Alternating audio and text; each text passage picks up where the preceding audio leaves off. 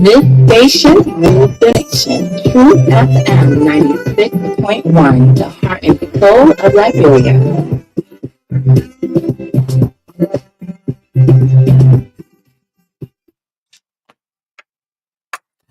Oh, yes. What a way to say good morning. Welcome to the True Breakfast Show. It's great to be back on a Monday morning. 96.1, the heart and soul of Liberia. Welcome to Liberia's biggest breakfast show. Cutting across the 50 counties in the land and breadth of the Republic of Liberia. Monday morning. Indeed, this is the TBS, where national unity begins. The love of liberty matters, yeah. Oh, yes. Let justice be done to all. Good morning to the 15 counties. Good morning to my president, our president, the president of the Republic of Liberia, President Human Blockeye. Good morning to you, member of the 55th, the Chief Justice in Chambers. I'd like to say good morning to all of you. This is Liberia's biggest breakfast show. 96.1 Encyclopedia, 96.9 Bond. My name is O'Neill Roberts, Marka Davis. Together we're going to have a great time serving you breakfast. So much to talk about on a Monday morning. Yes, let me just read this one. I woke up with this one this morning. Yes, so before our morning motivation, this is it. It said, never blame people for disappointing you if you are in need of them. Blame yourself for expecting too much from them. Men are not trusted. Only God we should trust. And this is Bobby Bleeder Addison. Yes, with our morning motivation. Yes, and I come in with this other one. Yes, this one actually got to me. So let me see, where is it? I say, hello, the chief is business now. Anything? Those who used to come through on the TBS, when they call you now, when you call them, they will have the assistant answering the phone. Yeah, my chief is business now. Anything? Let me know. Wow, this is what happened. You don't know it all. But let's go through with this one. This is District number 7, Representative Nimba County, Musa Hassan Belete. Indeed, those who have been entrusted with the authority to govern have conspired against those who entrusted them with those authorities. We will never see a true fight against corruption until those who are in charge with this responsibility can show that they are ready to do so.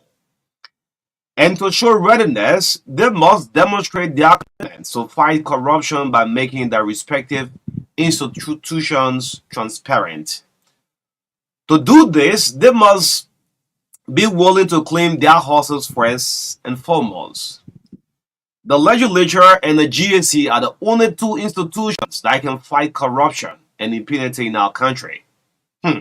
But sadly, Musa Belete writes, but sadly, both institutions have conspired against the people. The legislature is by law the only institution that can authorize the audit of the GAC. Listen to this. The legislature is by law the only institution that can authorize the audit of the GAC. It has not done since the GSC was created. What? Are you killing me? In return, the GSC has been the body authorized by laws to audit all government institutions or agency, has never attempted to audit the legislature. That's more sense in the thing Hassan wrote. What a quadruple. And we are sitting around fooling ourselves that government is ready to fight corruption. Complete nonsense. Good morning, Marka. Good morning. Yes, Good how you morning. doing this morning? Good morning. You good? I'm doing You great sure this you morning. good? Only I'm good. You know, The Air Classico, you good? when I was coming up, the way you see people doing, high school journalism, press club and stuff. Mm-hmm. I used to be, like a community-based sports reporter. Okay. Yeah, so I follow football critically, not just the euphoria of victory or stuff like that. Mm-hmm. I have evaluated Barcelona a lot. I know that Barcelona does not have the strength to win the Champions League. I know that Barcelona does not have the strength. If they are, it wouldn't be an opportunity to win La Liga. So Okay. the team is not strong. I know. Nothing surprised. Yeah, so I'm not really surprised like that. If my Barcelona is at its peak and it is defeated, it hurts me more than a weak Barcelona being beaten. Even though there were some issues from the match, but I mean. I'm not too So surprised. move. Yeah, We move. No goal line technology and all these things not working for Barcelona and all that thing. But Okay. we there. We move. Yes, you waking up this morning with this post from the representative of district cerebral stability. Makes lots of sense. Yes. So this phrase he set her in this post. He said, where is it? Somewhere. Yeah. I don't know what that Latin word. What does that word even mean? I mean that phrase. In return, the GSC being the body authorized by law to all government institutions or agencies have never attempted to audit the legislature. What? Quid pro quo. Okay. Yeah, that's the word. So the GSC should be there to audit the legislature, right? Mhm. And then by law, to the legislature should ask for the GSC to be audited. Yeah. So say, I don't know whether I could read it in. So That way. say I'm not auditing you. Don't. And the GSC have never been audited. I want to see the meaning of this phrase. They said before you clean your eyes, clean other eyes, clean the eye, the soap from your own eyes first, right? Mm-hmm. The GSC had never been audited. In fact, and they too, they have never audited the legislature. Okay, so quid pro quo described as an agreement between two or more parties in which there is a reciprocal exchange of goods and services or services. So don't do me, I will not do you. So let's go back a little bit. The GSC head is Gaswell Jackson. Gaswell Jackson, who is so based on Facebook writing about football nowadays. Yeah, all the men posts. Jackson cannot be audited by the legislature. I'm not in power, so and he too go there. Don't go there. Don't come to my line. I will not come to your line. Stay on our line. Let's stay on your line. I stay on my line. Quid pro quo. Repeat that thing again. Yes. I mean, like the lawmaker inserted in his post, he said, what a quid pro quo. It means an agreement between two or more parties in which there is a reciprocal exchange of goods or services. Wow. Mm-hmm. Stay on my line. You on your line? Mind your business, about my business. When you, any politician, I mean, you journalist? Yeah. Stay on your radio. Me a politician. Yeah, let me stay on my own side. But and the GSC been making people afraid here. GSC report. The GSC repeat, I release an audit report on the central bank, on the maritime, all over. Yeah, sometimes. And this is here making me to feel happy. We'll see. Yeah, a coffee break. Yeah. They said don't drink coffee on an empty stomach. Rule 1, you been violating. That one is mixed. That makes coffee that not pure coffee. No, let's give up 1 minute before we start the issue. They think Musa Benete runs. I mean, the GSC cannot be audited, and the House of Representatives too. The House legislature, entire legislature too, cannot be audited. Why? So, like he mentioned, because you saw how Mr. Benete highlighted it all, right? Yes. It means the legislature included. Yes, all. So all government institutions. They have been conducting audit at different institutions, but there is no record that the GSC has audited the legislature.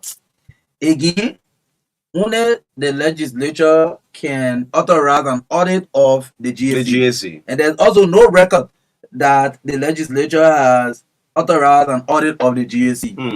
So you do me good, I do I you do good. you Stay good. on your league, I stay on my league. Without Yeah. auditing each other. No way. NIA, No NIA, way. we move. So- Now it on. So the key focus there, how can we fight corruption? It's difficult. I mean, of the whole policy from the district serving lawmaker, corruption, enemy number one of the state. And Onu, it is important to Oh man. to periodically audit the legislature. Very I know well. sometimes the defense some of them will put up is that, oh, but we are not money spending entity, so why should the legislature be audited? That's some of the flimsy defense some of them are put up over the period of time. Yeah. But how you cannot be audited when you are the one, distributing the cake? Mm-hmm. You Okay, have to. you are the one. Even if the executive present to you the draft budget, you go sometimes you reappropriate. You do what we locally say cut and paste. You do drag by drag. You're doing the allocation and everything. You approve it before it becomes budget. See for now, a budget that's supposed to have been approved since last year will stay dragging on. It stay at the legislature today. Yeah. You understand? So if you are the one who doing the final distribution of the budget, and then you say, oh, we're not spending anything, so we should not be audited. I think they should be audited. And this post coming from the Nema County representative, I think it should be a hint to the GAC Yes. and also to the legislature. Yeah, that one of these days, maybe our international partner, yes, But what kind of institution that auditing our friend all around there, you can check that one. you can check that too. And I want Liberians to sit back and relax and think about, go on the Facebook post of Musa Hassan Pelete. The GSC cannot be audited. We don't want a quid pro quo again. Legislature cannot be audited too. Kind of think about it. You don't want a quid pro quo again. Yeah. Yes, so it's 4 minutes up to 8 o'clock. This is the True Breakfast Show. 96.1. Let's see, we'll have this one on the lineup on the TBS. Good morning to all of you. Good morning to you, Mother Dekoti Kuman. She woke up in the morning with the radio. Good morning. Yes, and all of you silent listeners, yes, we cherish you so much. Thank you so much. In the midst of all what we do, country first, Liberia second. That's why we'll make this official wording of the TBS in the midst of all country first. Yes, let's all have this one on the Monday. Yes, Monday, April 22, 2024. The health tips is coming up shortly with David Coty. And following the health tips, we bring you the review of the local dailies as usual to bring you up to speed with what are the stories being reported in the print media. Again, in our studio chat, we will talk about EcoBank Liberia Limited, the advanced salary payment. We continue to talk about that. Again, vehicle inspection started today. Yeah. Yes, vehicle inspection. We'll talk about that. That only gonna be driving me and I get car, so that only will talk about that. Chris, good morning there. Before you continue, Chris Nelly, what's up? Go ahead. Continue that. Yeah. I've never seen Leslie play that ball. That oil announced by Transport Ministry. The only thing about the minimum ID card. That press. Yeah, remember the full estate. Yeah, lawmakers joining university students to protest. We'll talk about this.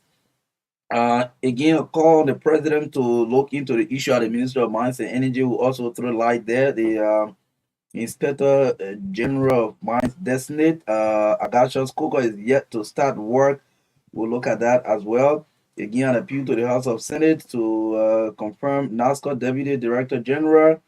That's another talking point this morning. And at 8:40 to 9 o'clock, we'll open the lines for all to have interaction with you. 9 to 5, we'll bring you sports, entertainment, commercials brought to you by Orange Liberia and EcoBank Liberia Limited, the Pan-African Bank, a strong partner to Truth FM and the TBS. Again, coming up at the last segment of the show, 9:15 to 10 o'clock this morning, we have with us a renowned Liberian peace activist known for rallying women to pressure leaders into ending Liberia's civil war. She can be credited for that.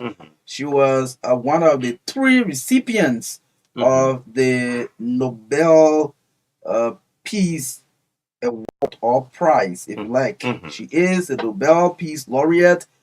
She received that award in 2011 alongside then President Ellen Johnson Sirleaf, Tawaka Kaman.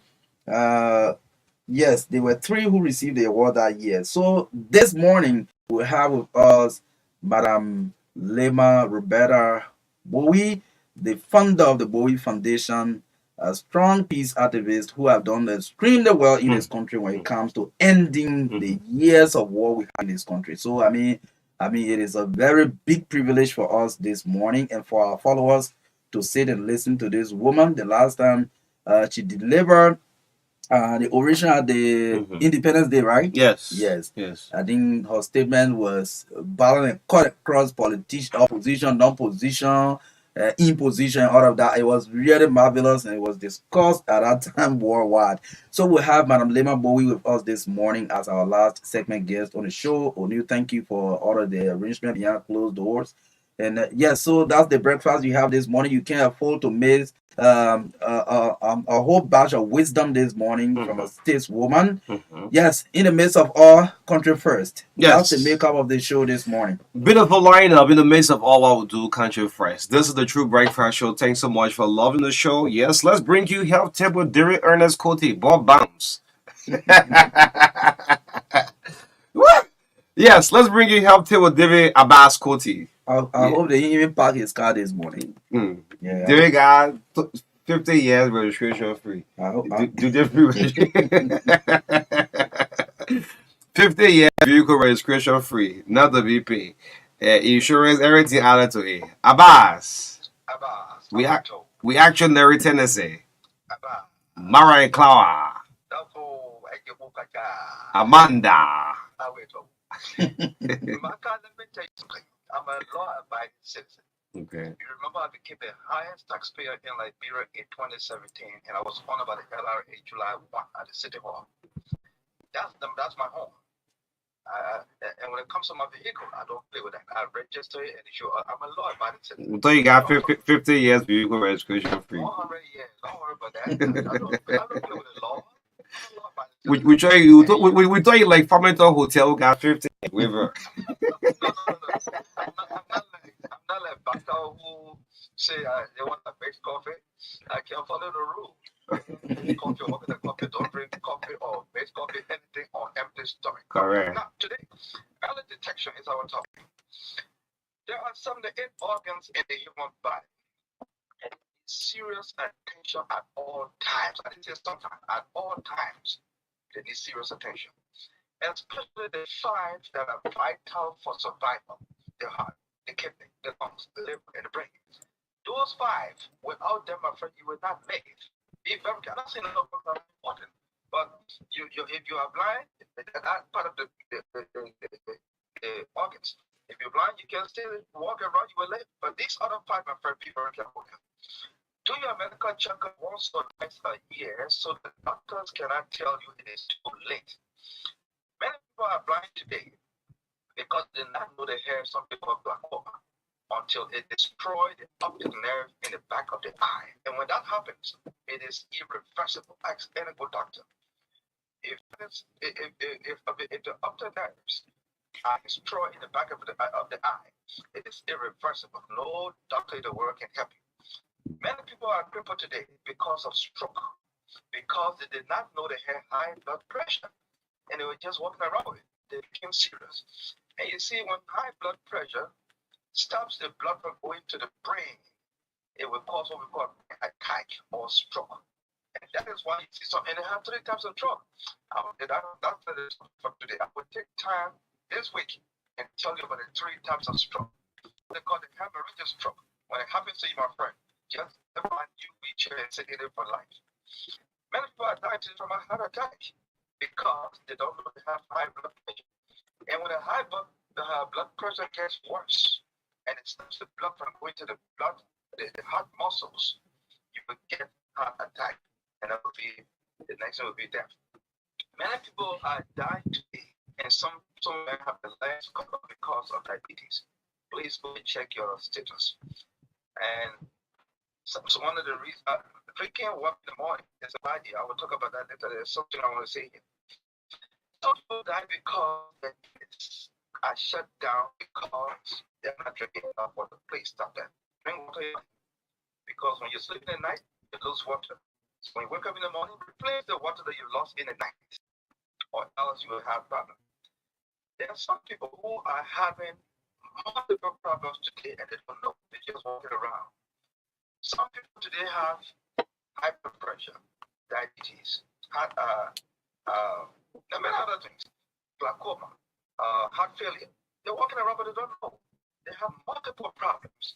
And the only way you can know that you have one or two or three different problems is to go and check yourself, or else it will be too late. Don't say I didn't tell you. And when it's too late for you, certain things will happen. That your beautiful wife or husband, you will leave her behind. Somebody will marry her or somebody will marry him. So don't think that woman will just sit down there and wait for you because you have. They're not going to even wait for you because you're already there. Or vice versa. Yeah. And don't you may also, that new house that you built, it may just be nothing because you're not going to use it because you're already there. You didn't check yourself. So only if you buy a new car, I know, make sure that you check yourself so you can enjoy your car. And you, my man sitting there who listening to me, I heard that you went and took $20,000 from the bank to start a new foundation to build your house. But please take $300 from that money or $400. Go to the hospital and check yourself. Because if you don't do so, you build that new house, heart attack may knock you down and you lose. All right. Remember this. When you have urge to urinate or pee, do it quickly, or else you will suffer from UTI, urinary tract infection. Some of you can be watching football games, Baka, like Marka Davis. Every day Baka people can hear. Now you're in a video club watching your Baka. The people scoring the post getting thousands of dollars, you ain't getting 1 cent from them. If you can, you're sitting there. I will manage it and get 10 minutes for the game to end. Stop. That 10 minutes you're waiting for the game to end. You don't want to go pee. Stop. You will have what's called UTI, urinary tract infection. Thank you for the time. You don't know it all. You don't know it all. Don't know it. Say good morning to Uncle Joe before you go. Uncle Joe, good morning. You are on track. Oh, you are on track. There's something called misinformation and disinformation going on all over the country today. We can see it. We listen to radio stations, but don't mind it. You are on track. We are behind you. There are some people who think that government job is their entitlement. Oh, they must not leave it. But let them know. Let them know, Uncle Joe. I will tell them for you. You don't have to waste your time. So you still have interest going Central Bank? If it doesn't work, I'll go to the National Elections Commission. So, and so Bobby just asked me to remind you that the NSA and CBL are not for David you. Quoty. Yes. who say you want to do Bobby Bobby Allison. Blair Addison says CBL and NSA are not for you. You're not going there. We've been friends for a long time. Together to Vancouver before in my Jeep. He's my friend, but he's my enemy. I didn't know what to do. He wasn't saying a Jeep. No, I thought that Azuzu Jeep was Tipo that have something like Jeep, Azuzu triple Jeep. He's still rising. the man lasted for 4 years and 6 months. Look at that. And by the way, let me just inform you. May One of the minute. ways early detection. Okay.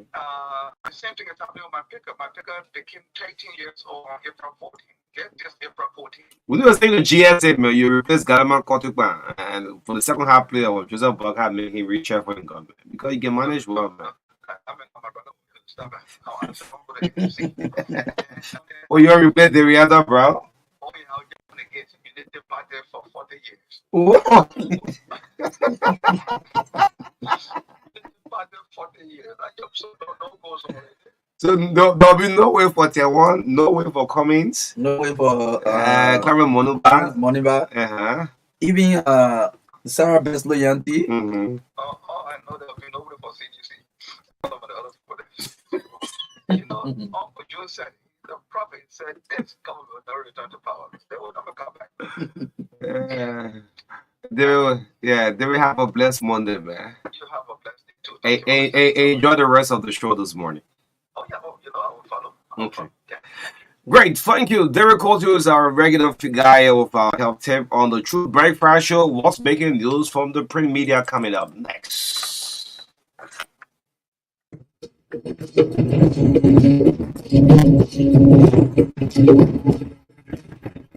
Told not to follow, but I yet you send me to live. Oh my, it's a relief to think of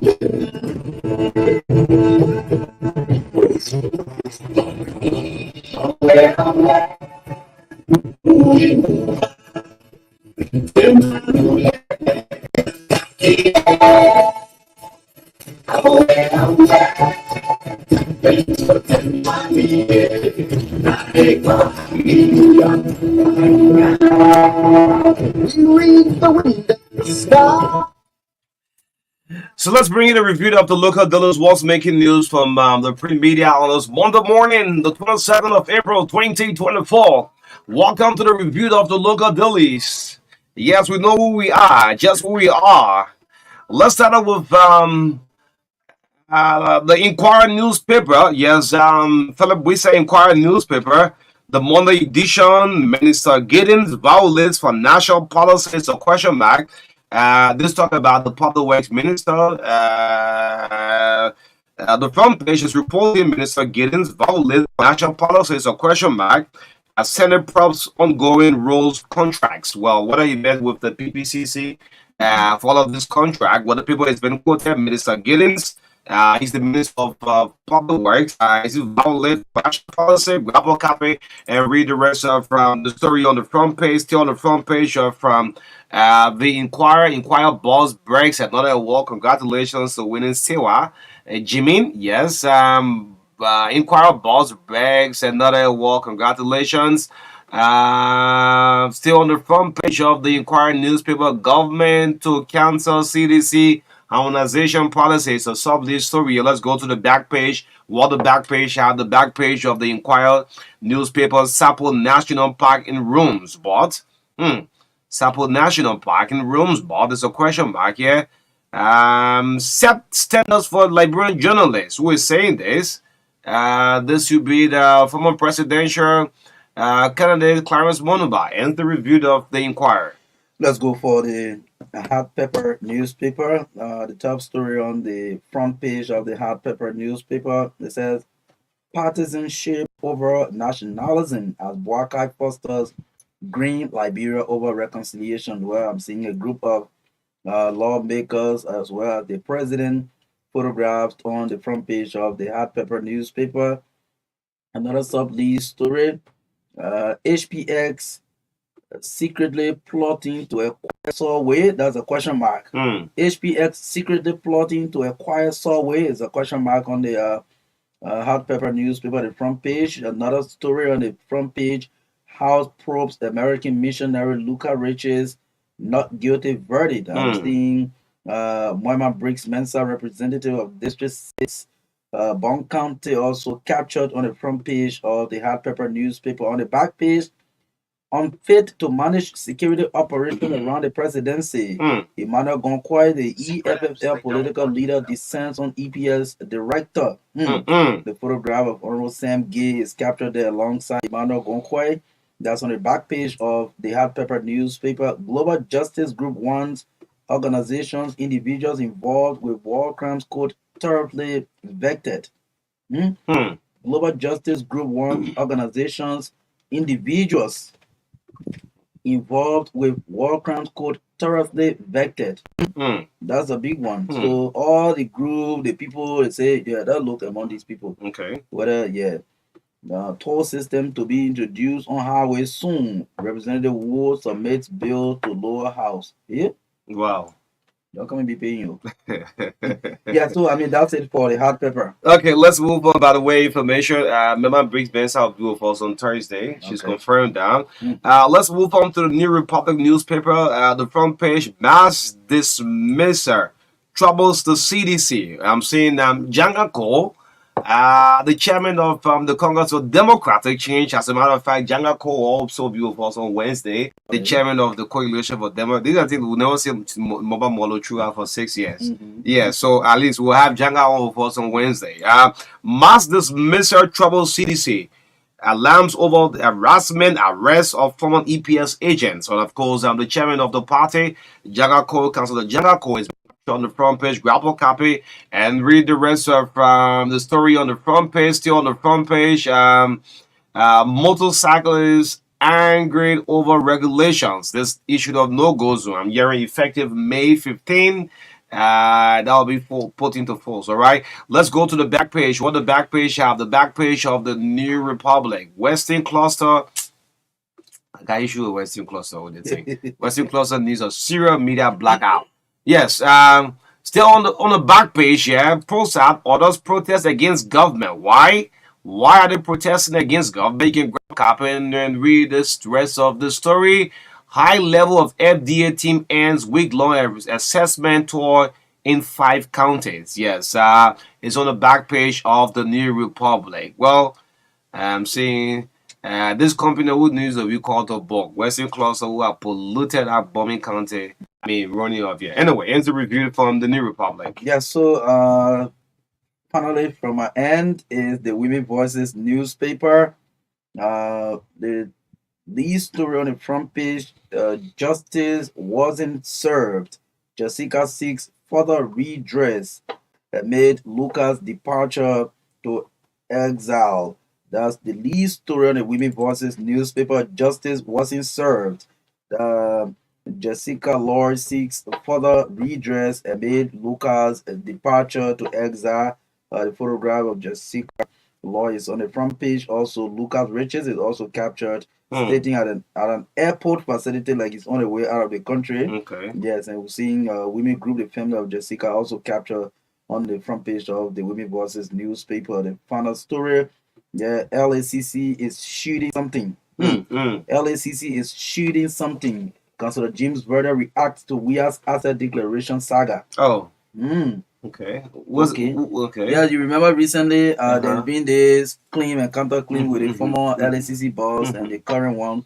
When they appeared before the legislature, they said it was the former chairman James Warrior who authorized the release of these these asset declarations. So he is saying now that LACC is shooting something. What is that? Grab a copy. Grab a copy of the Women Voices newspaper and read the details. Thanks to Madam Helen Na Sami for the hard work she's doing there at the Women Voices newspaper. Yeah, so lastly for my end is the Independent. Yes, Sam Oldham is the managing editor, the front page of the Independent newspaper. 9 days to go. This is the only paper in fact I've done the 100 days of Joseph Boyka. Yes, so 9 days to go to the 100 days of Joseph Boyka. The front page of the Independent on the news stand for $40 Liberian. Ross on the front page. Multiple financial doses revealed. US 32.8 million borrow in December, not US 83 million. Amara Connor, the Babalu senator, has been captured on the front page of the Independent. You can grab a copy and read the rest of the story. Liberia encouraged to ratify human rights protocol. Mr. Subley's story on the front page from the Independent. Let's see if I can go to the back page. What the back page have? The back page of the Independent newspaper. Without rule of law, Liberia cannot give a healthy governance system. BFF boss tells Global Forum. It's on the back page. Robertsport goes gleam as 6 world-class staff athletes set to trails 1,000. And I'm seeing Madam Robina Vincent, yeah, on the back page yeah, from the Independent. Well, you can grab a copy for just $40 Liberian and read the rest of the story. Thanks to all of the managing editors, Dean, Winnie Sewa, Jimmy, the Fonso Tour. Well, how was sleeping again? Yeah. We don't need to go for leave.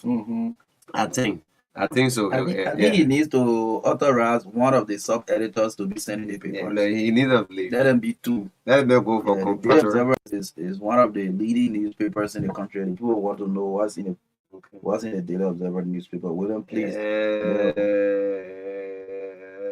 Okay, yes. Good morning, folks. Welcome to the True Breakfast Show. Thank you so much. Remember what we do here in the midst of all country friends. This is Liberia's biggest breakfast show. Let's get the ball rolling. EcoBank is our proud sponsor, along with Orange Liberia. Quote unquote, these two institutions in terms of networks, in terms of subscribers, no one there with Orange Liberia's, the biggest GSM company. And the Pan African Bank, yes, it's the newest on the block. Yes, EcoBank have introduced what we call the salary advance service offering. So if you're working with government, you need to get an EcoBank account. Just open the EcoBank account. You can credit from your own salary, man. This is a savings account. So the core is just star star 326 hash, and there you go. Just follow the instructions. Star 326 hash, and you can take 50% of your own salary. And you pay with interest this time. Guess what? This is the lowest interest rate in return I've ever seen in more than a decade. To pay 3%. You all know that when you go and borrow from other banks, sometimes you pay up to 25, you pay 20. But EcoBank is saying you're going to pay 3%. Kudos to the Pan African Bank. Yes. Again, we want to say good morning to all of you. Good morning to the Ministry of Transport, Liberia National Police. You know, this issue of giving information to the public is very important. Getting on the record, it's not bad to collect government revenue. But in order to achieve more, you need awareness. Let me just say this out. The past 6 years, we had problem with that same Ministry of Transport. Many of the time, we've been on Transport Ministry back and forth. And the current Minister of Transport have now started to do the same old thing the past 6 years ago for the previous regime. When you want to do vehicle inspection, you need awareness. Because this country we're in, we all know how difficult our people are. We need awareness. You just woke up and one thing, the next thing we'll see, rose black. What is going on? People are asking, what's going on? Say inspection. All right? The Ministry of Transport can raise millions of dollars if the right thing is done. Hey, man, don't get me wrong. It is not a bad thing to do vehicle registration inspection. But in order to achieve more, those of you who have administration at that Ministry of Transport there, business are not usual. Y'all make business as usual. You know what's going to happen now? All those vehicles you are impounding this morning, guess what? All those vehicles you are impounding this morning, by 5, 6 p.m., you release them. Am I lying? That's the fact I'm saying. All those vehicles, yes, you're starting a very high morale. That's why I make sure I do my 1 year thing, because I don't want to be caught up with the system.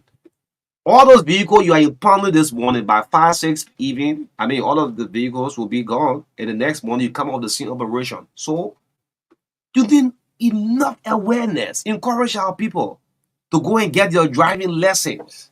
You are not to drive a vehicle without a driving lesson. You're not to move the vehicle is not registered. You have to insure the vehicles. Then the last thing, don't put the fires, extinguisher there yet. Mm-hmm. When you do this awareness, trust me, you will hit the mark. You will hit 80%. You will raise enough revenue for government. But the same old thing the boy used to do, that's what he started doing at the Ministry of Transport. You wake up 5 o'clock in the morning, like you're going to hunt. When you point out of the vehicle, now by in the evening we'll see that you release them. That's Seriously. somebody sent me some kind of text that I'm laughing. Okay. But again, what Onu is saying is true, because like we have always said, the issue of education is important. In order for us to change our mindset and the way we do things, it is important that we create awareness on programs we run to educate the public to what they know, or what they should know and what they should do. So let's take, for example, if the ministry announced that, okay, Like for example, we are aware now that the deadline for the currency exchange will be May 15, right? Very well. So if the Ministry of Transport comes to announce that, okay, beginning May 15, for example, we are starting inspection. So for those of you who are either delinquent on your vehicle registration or your lesson and this, please go and regularize your vehicle document or status or whatever. Beginning May 15, there will be what inspection, nationwide inspection. By that time, Onu and the rest of the team, I'm not saying Onu papers are I not mean, correct. I hit my 1 year. Every year I renew 1 year. So I'm just using you because you're not doing anything for me. Case study, go ahead. Yeah, because I don't want to use Chris because I don't know. Chris call. Yeah. So if Onu is aware that by May 15, if he doesn't do all these paperwork, he'll be embarrassed. He'll be pressed to do that. Now I know your strategy is if we announce, because I know for a fact why you're doing it the way you're doing it. You are doing it the way you are doing it because you believe that if we announce the date for nationwide inspection, people will take their vehicle out the street parking. When the period finish, they bring it back in the street. That is your fear. That's why you are always doing it unannounced.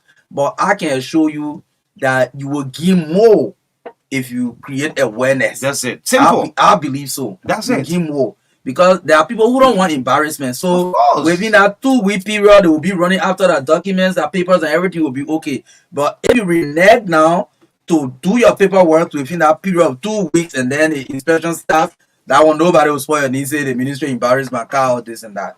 No, So man. that is very important. You do the rightful thing, man. Yeah, I know the way you can do it all and now that strategy, I understand. No, that strategy won't work. Yeah. So I believe that the best strategy is for you to create the awareness, let the people mind be made up that okay, beginning so and so time, my documents or everything should be clear. Other than that, I will be embarrassed. So that one they will be informed about it. So I think that's one of the best things to do is to always create awareness. Awareness. Now the fire extinguisher issue that Onu just raised. I know you do that in line with the National Fire Service.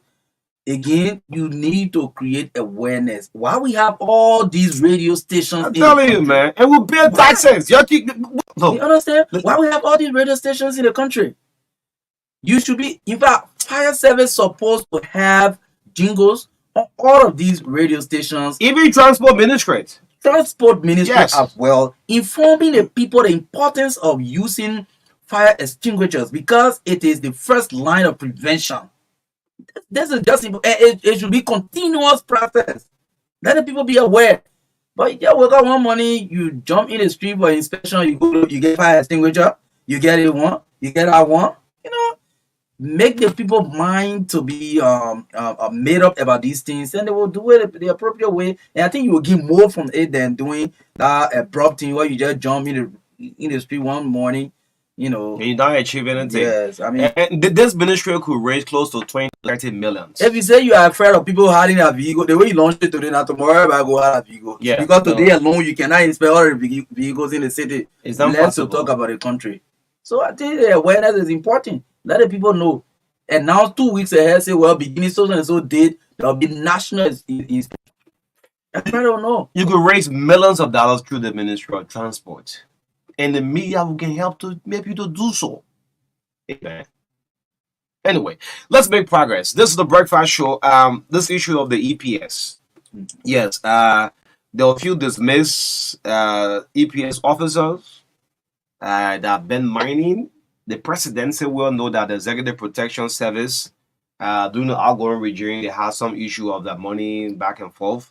But if Joseph Boyka must succeed, those of you who the president appoint, you see, we just from lashing at the Ministry of Transport.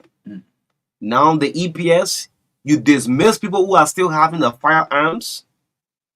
Are you telling me? You dismiss someone and they still have the ID card, they still have the firearms. What preparation? The what plans? You dismiss the man without paying him off. Even the men have worked for 1 month. If you're dismissing him, just have him, not ordinary civil servant. But this is a security. You can play a security. Someone who have minded the presidency for 6 years.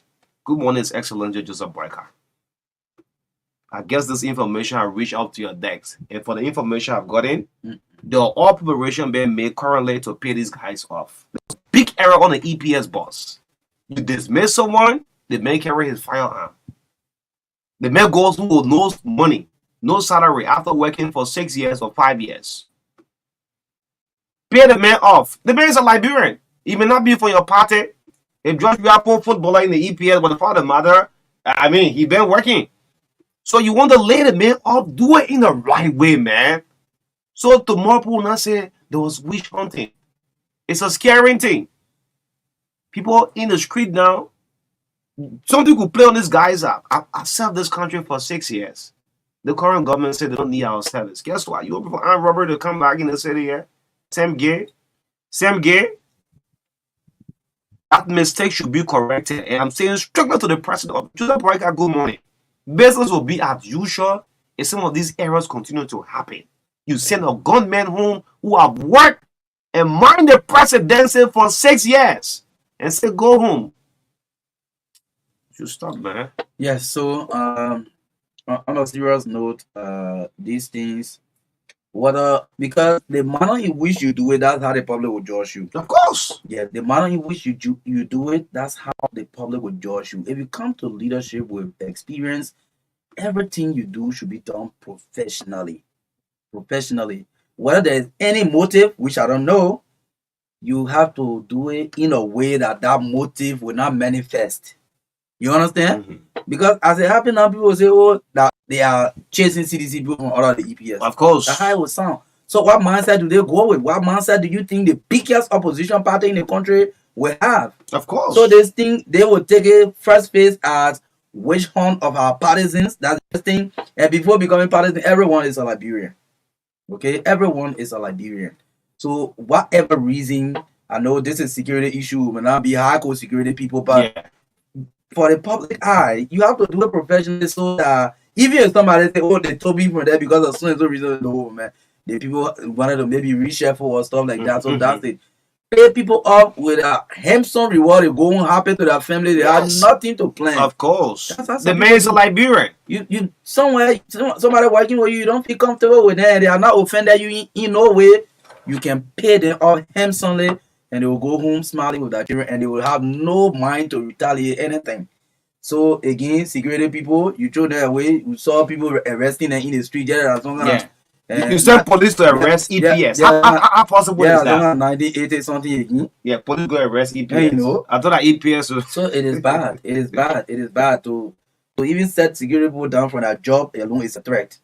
Yeah. So I think the appropriate things should be done. We are just providing these critiques because we want the right things to be done.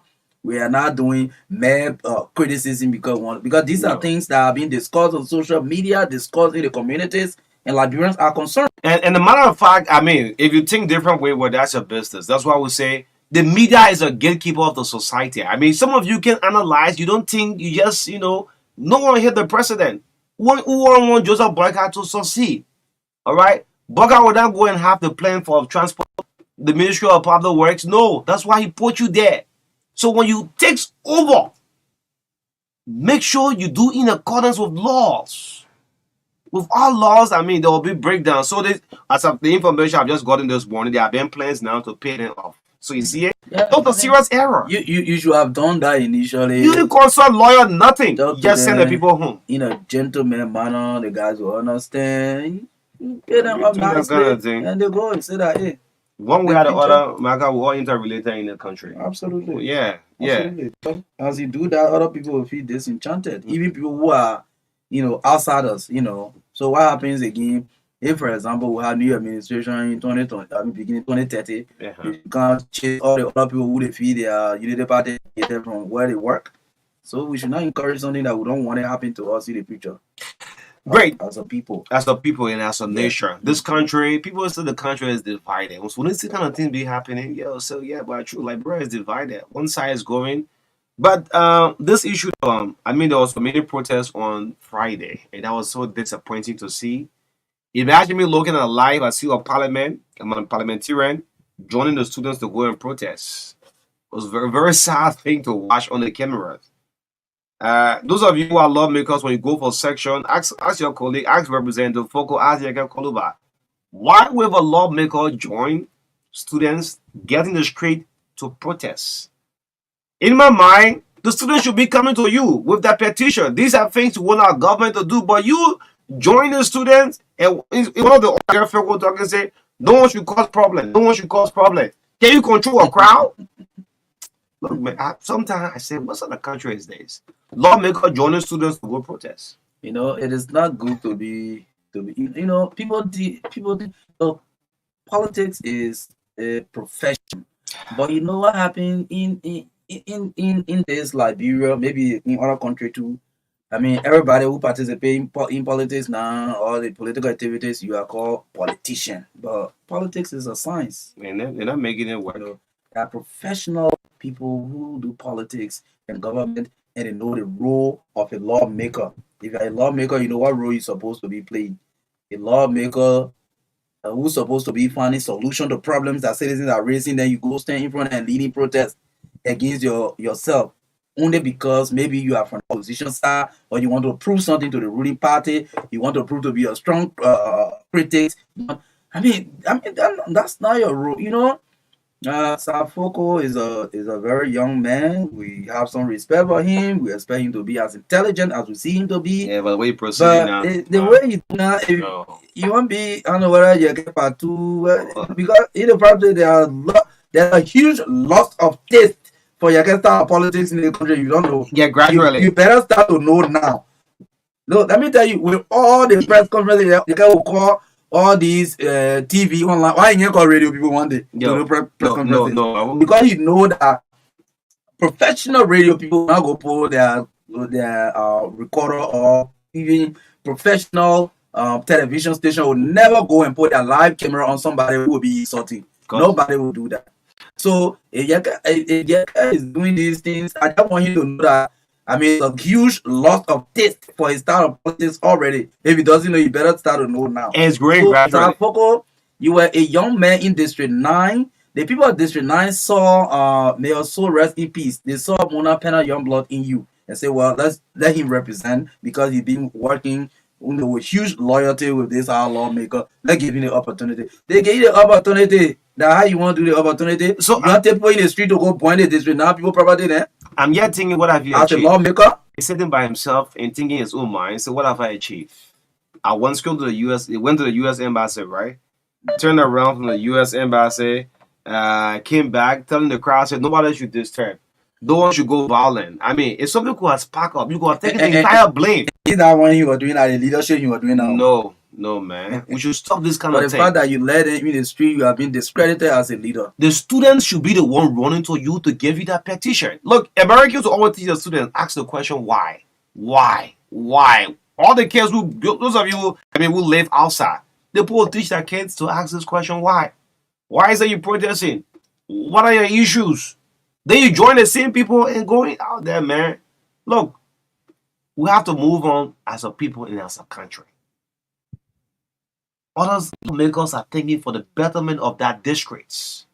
Others are thinking how to elevate their counties. And we're still on the same still. Look, for me, I can't degrade Joseph Boyka for at least this government have not gone anywhere yet. 3 months. So I can say they are not succeeded now, right? Serious leaders and serious politicians will not criticize this government at the starting. They know that. But the best thing we do for President Joseph Boyka, those who are trying to make the errors, and they are erring already, we're bringing it to his attention. I don't think it's a bad thing. We are gatekeepers. Today you go to the executive marshal, there are some, people who saw EPS officer who will sit at the PPCC fence, sitting on the gate, sitting on the side wall. It's a sad thing. You don't play with your security. You don't play with your cook. You don't play with your driver. Someone who has served.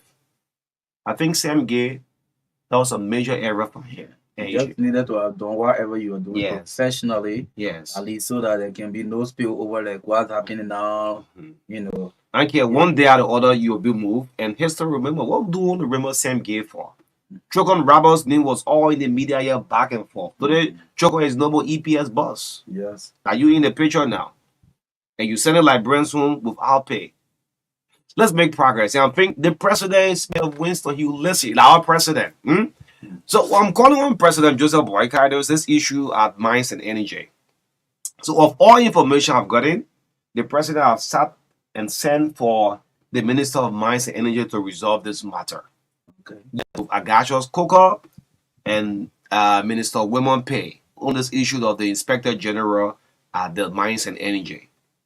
So again, Mr. President, the issue is not settled. These young men have not been able to go to a job. Despite with you meeting with the minister, it have not been settled yet.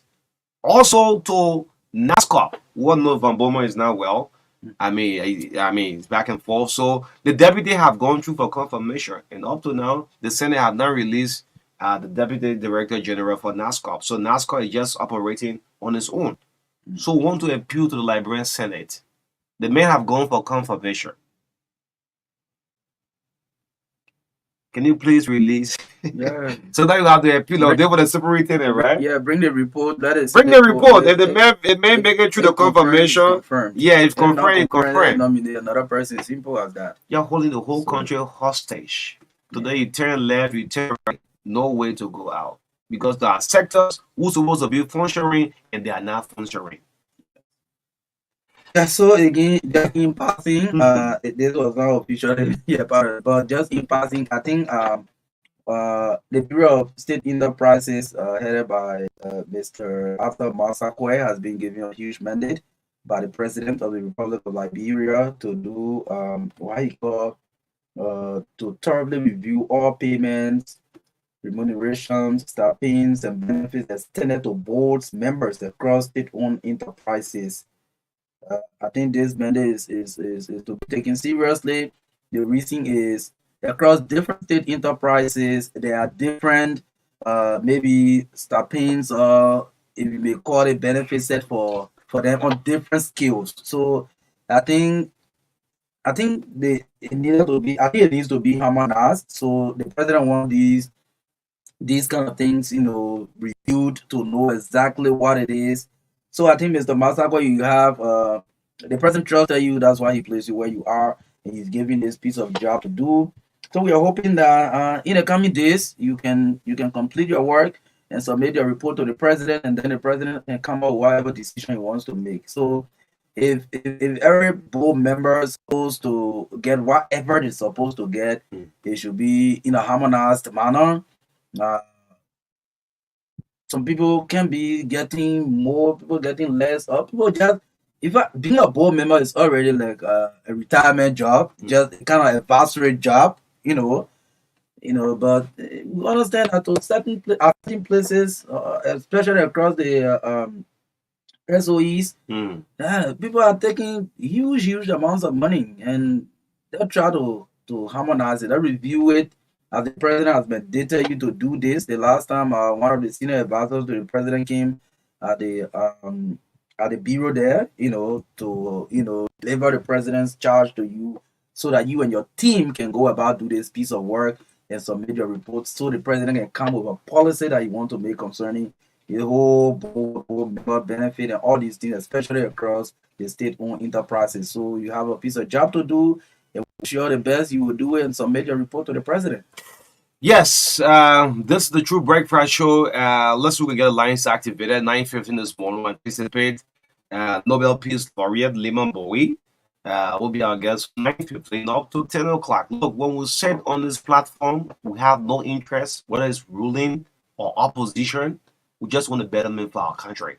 So, except whatsoever we're saying in a very concise manner, and in fact, in the constructive criticism we're doing, except in a good way.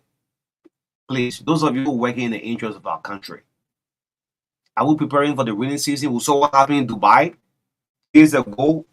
Water took the entire capital of the airport. There was no flight going back and forth in Dubai. Yes, I mean, some of you got to follow some international thing happening. Dubai, there was no flight in Dubai, and we're just into the rain. Are we preparing as a country? So we'll take our time to sit on this platform to make the issue. Don't analyze it in a very different way. Anyway, we move. Let's get the lines activated. Speak to your leader. This is the Breakfast Show. O'Neill Marka 0770-153-265. 0770-202579, 0770-202579. You can call to participate this morning on the show. Good morning. Father, Morning. let me say big thank you to you people. That's why we share to our show the call Richard bless you people. Because normal time if people can see the fact and shame, discussion is always balanced. And for some of those supporters in the party, we don't feel where fact is coming on to see that when it's so to get out there. And to the EPS boss, you need to rethink and see how best to play these people up. Or do the mistake to find a mistake. People that there for another 6 years. So to whatever thing they want to do, don't let them go back. You want to see how best to do. They got region bless you people for everywhere continue to do for this country. Thank you so much. Thank you so much. Thank you. Yeah, thank you. Let's take this one. Good morning. Good morning. It's a pleasant good morning to O'Neill. I join you from District 4, and this is the voice of Akwe Eboe Senior. A pleasant good morning to the best lawmaker in Liberia, Honorable Musa Hassan Bilete. Marka, like a previous caller said, this is why some of us, we always look up to you people when it is Monday to Friday, at least to provide the Liberian people with necessary information to enhance the progress of our country. We say a very big congratulations to you both. But quickly to this issue of the protest that we are hearing in the corridors of our country when it comes to motorcyclists. I listened to the police program this morning when you had on the show. On the news, yeah. This Castle. Yeah, and he was very emphatic, Marka. He said this decision for the police to come up with this issue of no-go zone, it was an agreement that was met and signed between the police and that of the motorcyclist union. So some of our brothers will say, oh, the government is trying to deny them. Also, the government is making them stagnated. No, Marka, the government must take certain decisions before you find out some developments going on in the country. Like recently when the police talk about the issue of Campona selling, government say, oh no, you can't take food from people. But sometimes government needs to take stringent measures to enhance the progress of the country. Look at how our brothers are just flying the street. Some of them just flying the street. There are a lot of accidents. I think the police thought it wise to bring in place this idea of no-go zone to kill this issue of the many accidents we have across the country. So I don't want us to see it as a way of the government taking food from their table. Okay. Let's leave at this agreement that was signed between me and the police. Thank you for having me. Thank you so much. Good morning. Good morning, Marka. So a logical only rapper. I think Marka in radio, and I looked this morning from Shield, the biggest intellectual center that Urago has failed to appear. However, I know that you appear there, but I'm going to be patient. Moving forward, I want to say to Mr. President this morning, Honorable President, you for your work. You could not do in a year. I believe the same manner in which you have, and there will be more work that you do. I also want to, for two persons in which you have appointed, and doing extremely well. The appointment of the NDC who are not Duke, who is doing excellent well, fighting corruption, to ever do what the form and all the follow of Marcelo Pedro Danti. It is often said that when the people be good, you look for the key. I can currently see that in fact, those individuals are performing excellently. Okay. Finally, Mr. President, I want to bring to attention that the land and the clear instruction. It was a very good decision that was taken on the Supreme Court, and I respect the Supreme Court judgment. We should not cloud it with public opinion because public opinion will always be read. Okay. The rules and regulations of our country. Okay. Thank you. Let's stick to the 1 minute. Yes, let's zoom in, and tomorrow we'll look at the illegal land mining happening in Masha. There's a serious illegal mining of land in the Masha area. We'll call government attention to that. Good morning, and to the James Colley. A minute. Yeah, good morning. O'Neill. I said to you here in the public. This country, I told you that you must do a research to tell why America gave $50 million to Ghana and give all books to read. You have not even done that research, but I'm giving you another information. This is the country that said you came my mind, you came my mind, I'm vote for you. I will never put my mind to say that. This is the country that said you vote for you. Now, telling the family to join with us because they they voted, they did the wrong thing. This is the country somebody look at, he took color and called the woman in. For this country, only, so let's pray. Okay. Yeah, so why they get Ghana 50 million and like bro 1 million book? And if the books are all missing, right? Okay. Yes, let's see you get more calls coming. Yeah, through. more calls 0770202579, 0770202579 is the number you can call to participate on the show this morning. Let's take this caller. Good morning. Marka, and thank you for you. Good morning to both of you. Morning. My name is Hussein Keo, and I joined you this morning for our Jacob time. So, first, let me dedicate my birthday today to the president as the son of the red team. Thank you, Mr. President. So, quickly, I listened to the various talking points, and my attention has been drawn to the issue of the EPS. This has to do with our security, and more especially with the presidency. There are times we take decisions, sometimes out of our personal hate, sometimes emotionally, and then it affects the entire country. Now, what am I saying this? There were EPS officers that we know personally that were recruited. Some of them came from the angle of the CDC, the Sabuchi, other organizations within the CDC that joined the EPS. Some of them are very unprofessional. Let me say this. I live in a community here that was an EPS guy who lived here. And this guy will always take out his weapon whenever he is friendly in argument. He take out a weapon and want to shoot at his friends. And because of that, community have to ask him to leave. So he have left the community. This is how unprofessional some of them are. So with a decision coming from the director of EPF, I think we have to do it in a way that it will not affect the country, it will not affect the presidency, and its citizens. Let us do it, professionally. Why it is true, government has the right to downside or red star, but you should give them, the due courtesy, let it be done in conformity with the law. Thank you. Let it be done in conformity with the law. Let's stick to the 1 minute, please. Good morning. Good morning, Rodney. Good morning, Marka. This is Aaron Pinchum, and I join you from Lower Market Country. And for you, my attention has been drawn to our leadership, more especially the party chairperson from the Unity Party angle and the political affair for the nationwide, which is for honor.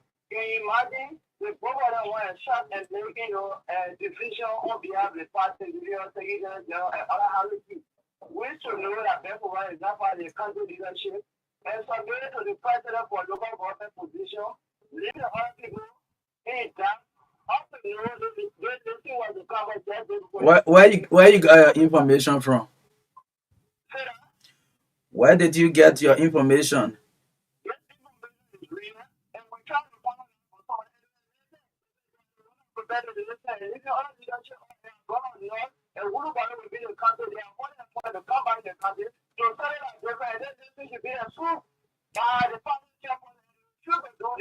We suffer from this practice. The people should be looking at this, but if you get the hustle company, we don't expect people who are thinking about it, tell you to be looking at it. Say we fought to the party chairperson about our country chairperson to say do as regard to the party money. Up and now, they are they see everyone keep going to do that. Man, we will try to find out that information you gave him. Yeah, don't just use words. Good morning. Good morning, Good morning. You're speaking to Hotel Moyo, incoming to the mayor for District 2. Oh. Hotel Moyo, the incoming city mayor for District 7. But the district has city mayor, or which city in District 7 you coming be mayor for?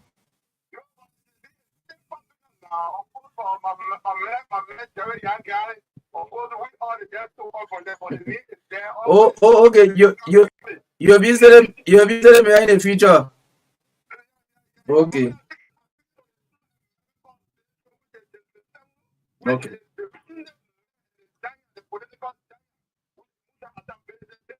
Okay, so you calling from Saclay, PA? Okay, that's here. You go ahead.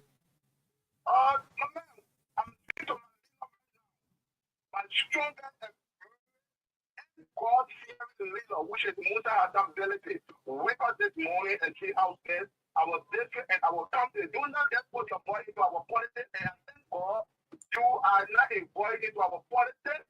Remember for tomorrow, we are going to the point center to make our decision. But God blesses you through all. And for the Rabbi and Marka did it, God blesses you guys through all. This is the thing before. Who they were in the court, that issue and Musa Hassan Bezin Hoy, and we Thank you. Thank you. Let me get very much. Okay, thank you. Good morning. Good morning. And let me say good morning to the many listeners following the broadcast this morning. My name is Aloysius P. Flomo Jr. Aloysius, you are giving me feedback. You know, you normally don't have to do this. Hello? I'm getting serious feedback. I don't know whether from a nearby radio. Sorry, I think I left the scene. Go ahead. Thank you. Thank you for the talking point this morning, and let me direct my concern this morning to my Gideons, most especially when it comes to unity partisan or the mainstream leadership of my County. The president has done his constitutional due diligence by appointing the superintendent of this county, Madam Duncan, which of course we all appreciate him for such a bold step. But Marka, from what we are seeing, it's like the fight in my County is something that is being orchestrated by the mainstream, most especially when it comes to the chairperson in Madam Cecilio. Look, if it is not you and the president did not look in your direction, don't go about fighting other people. Today is the confirmation hearing of this madam, and we are getting all reliable information that Madam Doe is somehow governing forces to go and counter-react or counter-protest towards this confirmation, which I think is not in the interest of the country, and it should not be. So I'm calling on all my Gideons, including Madam Doe, to see how best they can appreciate, they can join this particular process to support the confirmation of Madam Cecilio Doe as the next superintendent of this country, and let Madam Oliver Duncan as superintendent, and let Madam Doe and the others that are supporting this particular counter-protest or counter-confirmation to stop, and let my Gideon County be placed more in the county of comedy. Thank you very much for the opportunity. Aloysius Flomo from Lower Margaret County. Good morning. Good morning, Marka, and let me say good morning to Oliver. This is the voice of Batwana Yella and a phone in from Secretary this morning. Go ahead. Let me appreciate you guys for all of your points. But purposely, I would love to speak to cardinal issues. The issue I have to do with the EPS and the issue I have to do with the transport ministry. The EPS.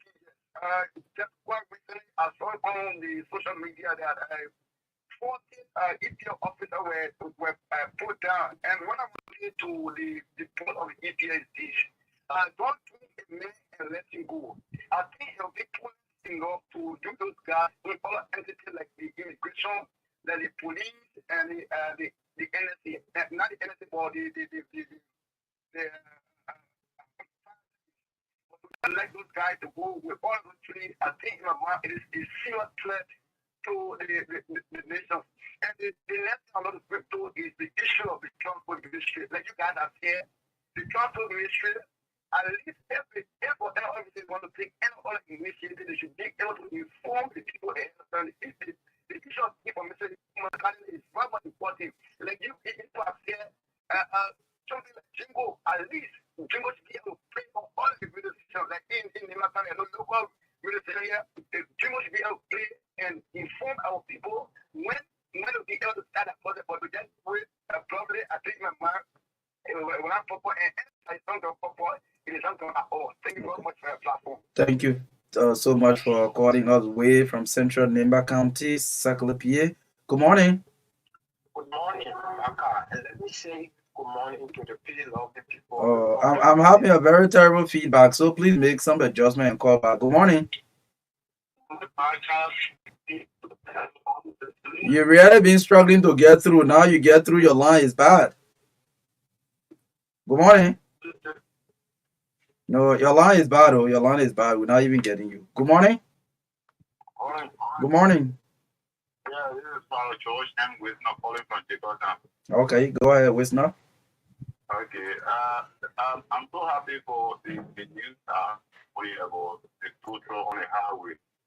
Mm. It is a good thing, and I want to tell the government for it to make sure that they stand with two trucks on the highway because there are a lot of trucks that can break down and cause accidents. You can leave the truck on the road and they don't care to move it. So I'll tell God thank you this morning for that idea that the government are trying to put together. Okay. Thank you so much for joining us. Good morning. Good morning. Morning. Good morning. How are you? Thank you very much for the show. And my attention has been doing. I'm Iran Topa. I'm calling you from QA community this morning. My attention has been drawn to the inspection that is going on this. I just want to suggest to the Lagoon National Police to You mean the vehicle inspection? Yeah, the vehicle inspection. Okay, so you can also direct your appeal to the Ministry of Transports. To the Ministry of Transport, okay. And I just want to give a suggestion. I want to suggest because if they are inspecting the vehicle this morning, that is do something like ticket at least. Ticket when they inspect the car, you're talking about just ticket on your car, you pass. Then tomorrow they will not stop you again. Okay. Yes, put them to them this morning. All right, thank you. Let me take two more calls and then we'll take our commercial breaks. We already have. Okay, this person is not prepared. We'll take two more calls and then bring on our commercial break. Right after that, we'll be joining Madame Lema Bowie, the 2011 Nobel laureate. She's already seated in studio. She almost I don't want to compare her with politicians, but she's almost like Alexander Cummings. As soon as you schedule an interview with Cummings, you'll be there and be waiting for you. Thank you so much, madam. Good morning. Yeah, good morning, Marka. Good morning. Say good morning to Liberia. This is the voice of Nukwe A. George, Nakori this morning cemetery, and the spokesperson of the Indomitable Electoral Campaign. Marka, let me call on the Finance Minister of Product this morning to you concerning the inflation that inherited. And what I want to say to you that this inflation that has been inherited is the root cause of common and ordinary Liberian bank for the rate of penny down for single figure. So if you would address current inflation, it will be a better one for the common and ordinary Liberian. Thank you. Okay, thank you. So let me take the last one. When I take the last one, we'll bring you our commercials and join our guest shortly. Good morning. Good morning. Good morning. You see the problem I will have? Sorry about that. I'm really sorry. Go ahead. Go ahead. And good morning to O'Neill. My name is Augustine Jordan from Marshall. Okay. I have a concern this morning that has to do with the issue of the EPS. Okay. Like you guys rightly said this morning, even though it's true that the guys are trained and they must be paid for whatever they should put them down or should get them out of the service. But this is one thing we have to understand as Liberians. There's no one that's more than this country. You can be an EPS, you can be an army personnel, you are not more than the country. If the head or director says that you guys should be laid off for whatever reason we are not in the service, let them be laid off. The only thing they need to do is that the due benefit that they're supposed to get, it should be given to them. Even all over the world where people work, there is no day sometimes they will be pulling you down or they will dance for whatever reason that they say to pay you today. It doesn't work that way. sometimes the schedule when you're going to get the money. So it's not something that you have to get the money now, before you leave the setting. No, it doesn't work like that. And why should you be afraid that he got a dream in you? That's why they go out those days. I pray that will be praying. We can't get what they see mentality or way of doing things. They cannot do anything. Their job and fame will be given to them. That's what they entitled to. That's all. Okay. Okay, Chief. Thank you. Thank you. All right. Thank you. Let's take our short commercial break to join our guest shortly this morning. This is the Truth Breakfast Show here on Truth 96.1 FM, the heart and soul of Liberia. And this is where national unity begins.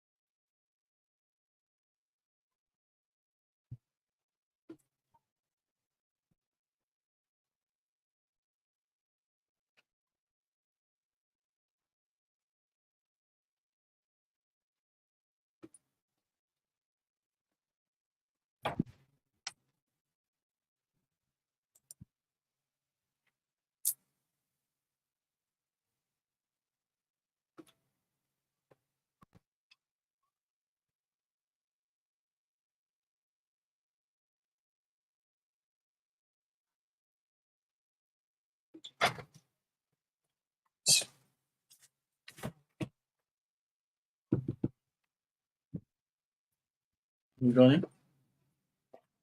Hmm?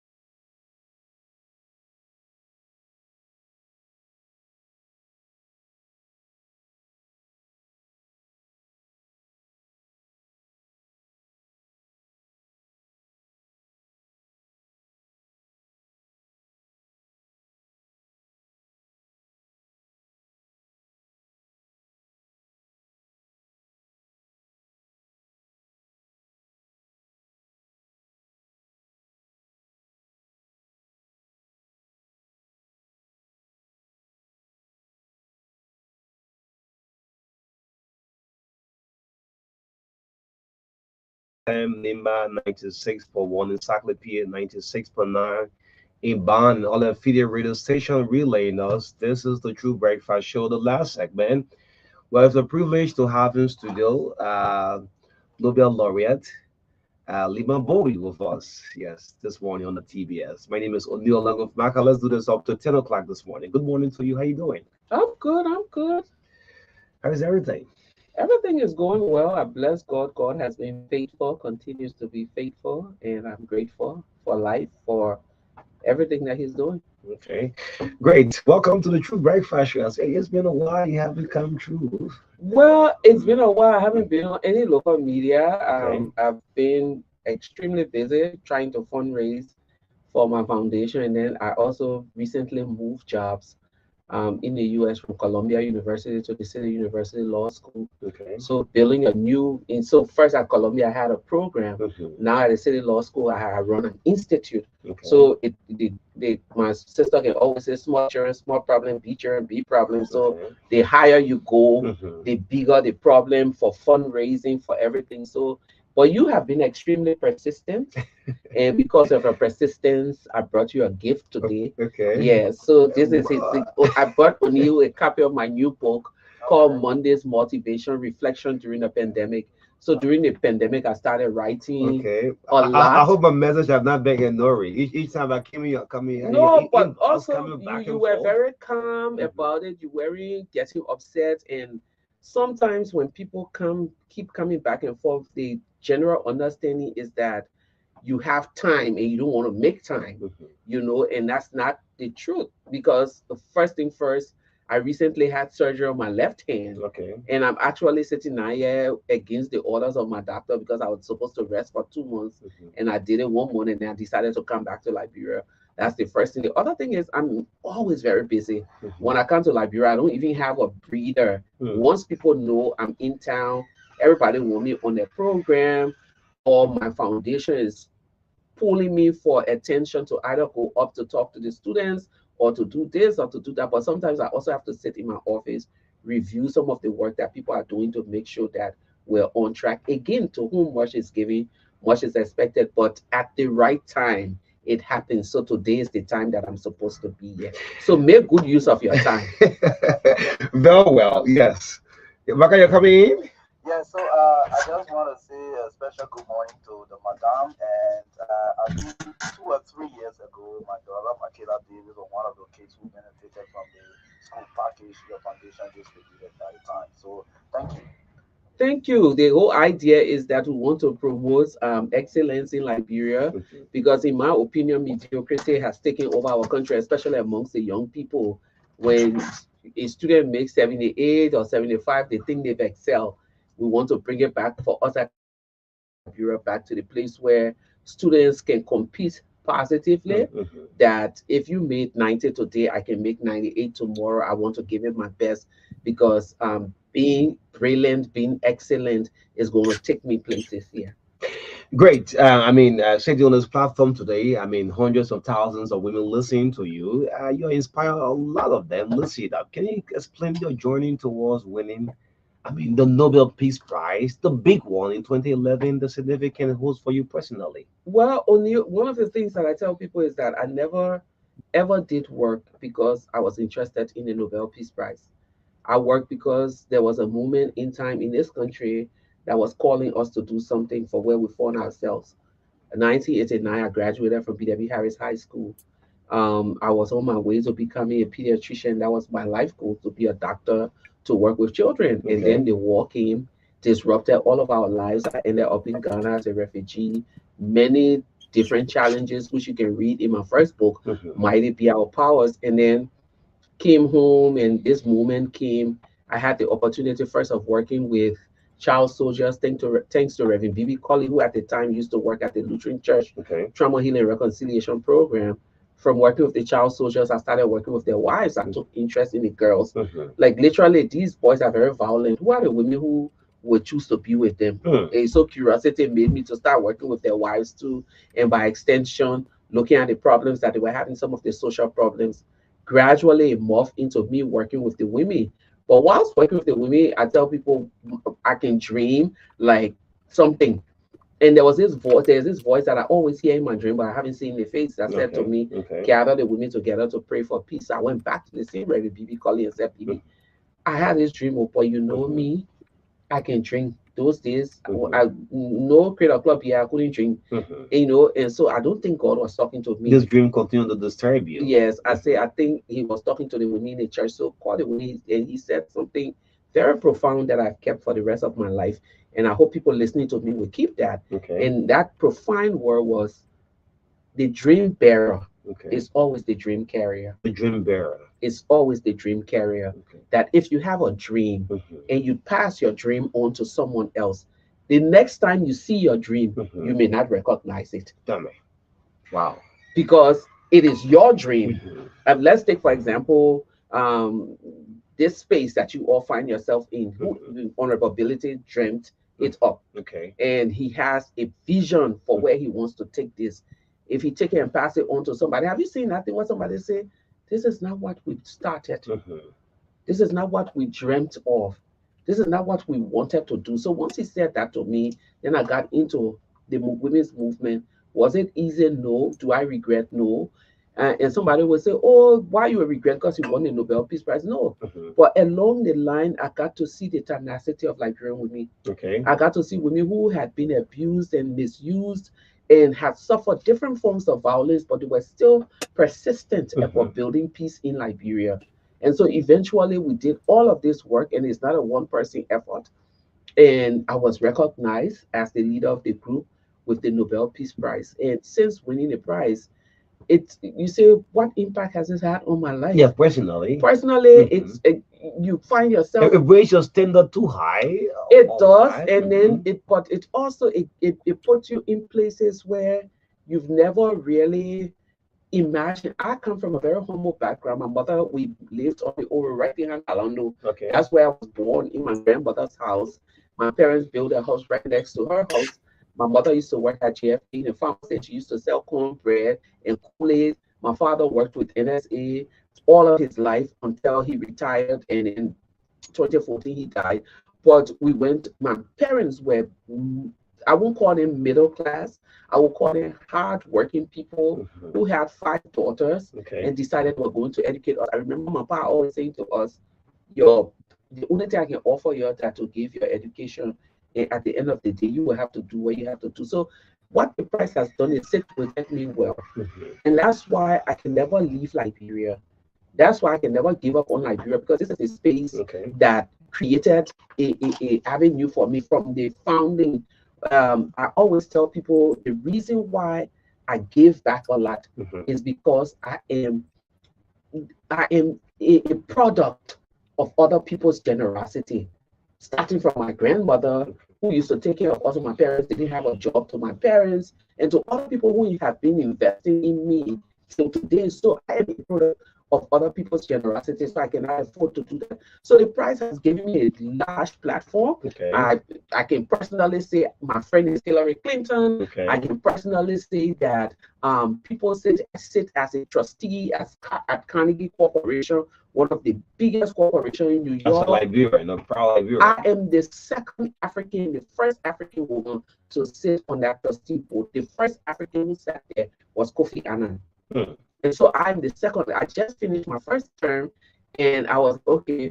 The way Dr. Gregorian, who knew me and who was the president who brought me on the board as a trustee, died. Maybe they come in and call me and say, "Do you want to extend your term?" And I was like, "Sure." And so I go to board meeting, and they say they might have agreed to extend her term, and everyone is cheering, yay! So I was like, "Oh my God, I must be doing something great here." I sit on the Aurora Prize for Humanity. I sit on that jury with different groups of people, powerful men and women from across the world, including the former president of Mexico, Ernesto Zendelo. I sit on the Hilton jury, and I sit on the jury with Queen Law of Jordan. So what the prize has done, it has sit with me. But I don't want to give it to the prize, I want to give it to God. Because one of the things that I often say to people is that it is God who takes the foolish things of this world to confront the wise. I don't claim to have all of the intelligence in the world. Great. So this will bring back to your inspiration. What inspired you to decide to dedicate your entire life to the pursuit of peace, peace, peace, peace and awareness? You see Lehman Bowie, peace, back and forth. The women, 1 minute she's here with Asadu Kenneth, with the other women back and forth. Back to your inspiration. What inspires you? Well, one of the things is community women. When you step outside, go to Tuporo Market today, there are women in there who are selling better potato greens. There are women who were sitting on the field. Those women will never have the opportunity, or most of them will not have the opportunity to travel to New York or Geneva or to other places, but they are committed in community work. And when you look at those people and you see how committed they are, you ask yourself, if these women, and not just in Liberia, Sierra Leone, Guinea, Cote d'Ivoire, all of the places around the world I've been, you ask yourself, if these women are not giving up on their community, if they're not giving up on their children, if they're not giving up on their society, who am I to give up? So why don't I? But then also I've come to the recognition that peace is not just the absence of war. So all the time like people be talking, oh, peace, peace, peace, peace, peace. Do we have peace in this country? No. We have the silencing of the gun. Peace is not the absence of war. Peace is the presence of conditions that gave dignity to all. So if it is so difficult for anybody to understand, let me break it down. What are some of the conditions that will give you or new dignity? If you couldn't provide food for your children, you think it will show you respect? If you didn't have a home to stay in, they call you homeless. There's no dignity in it. Walk right to Benson Clinic. There are women who have been incarcerated since they gave birth because they don't have money to pay. And it's not just Benson, it's JFK, all of the different hospitals in Liberia. Giving birth to a child is a dignified process. But then when you cannot pay your hospital bill, is that dignity?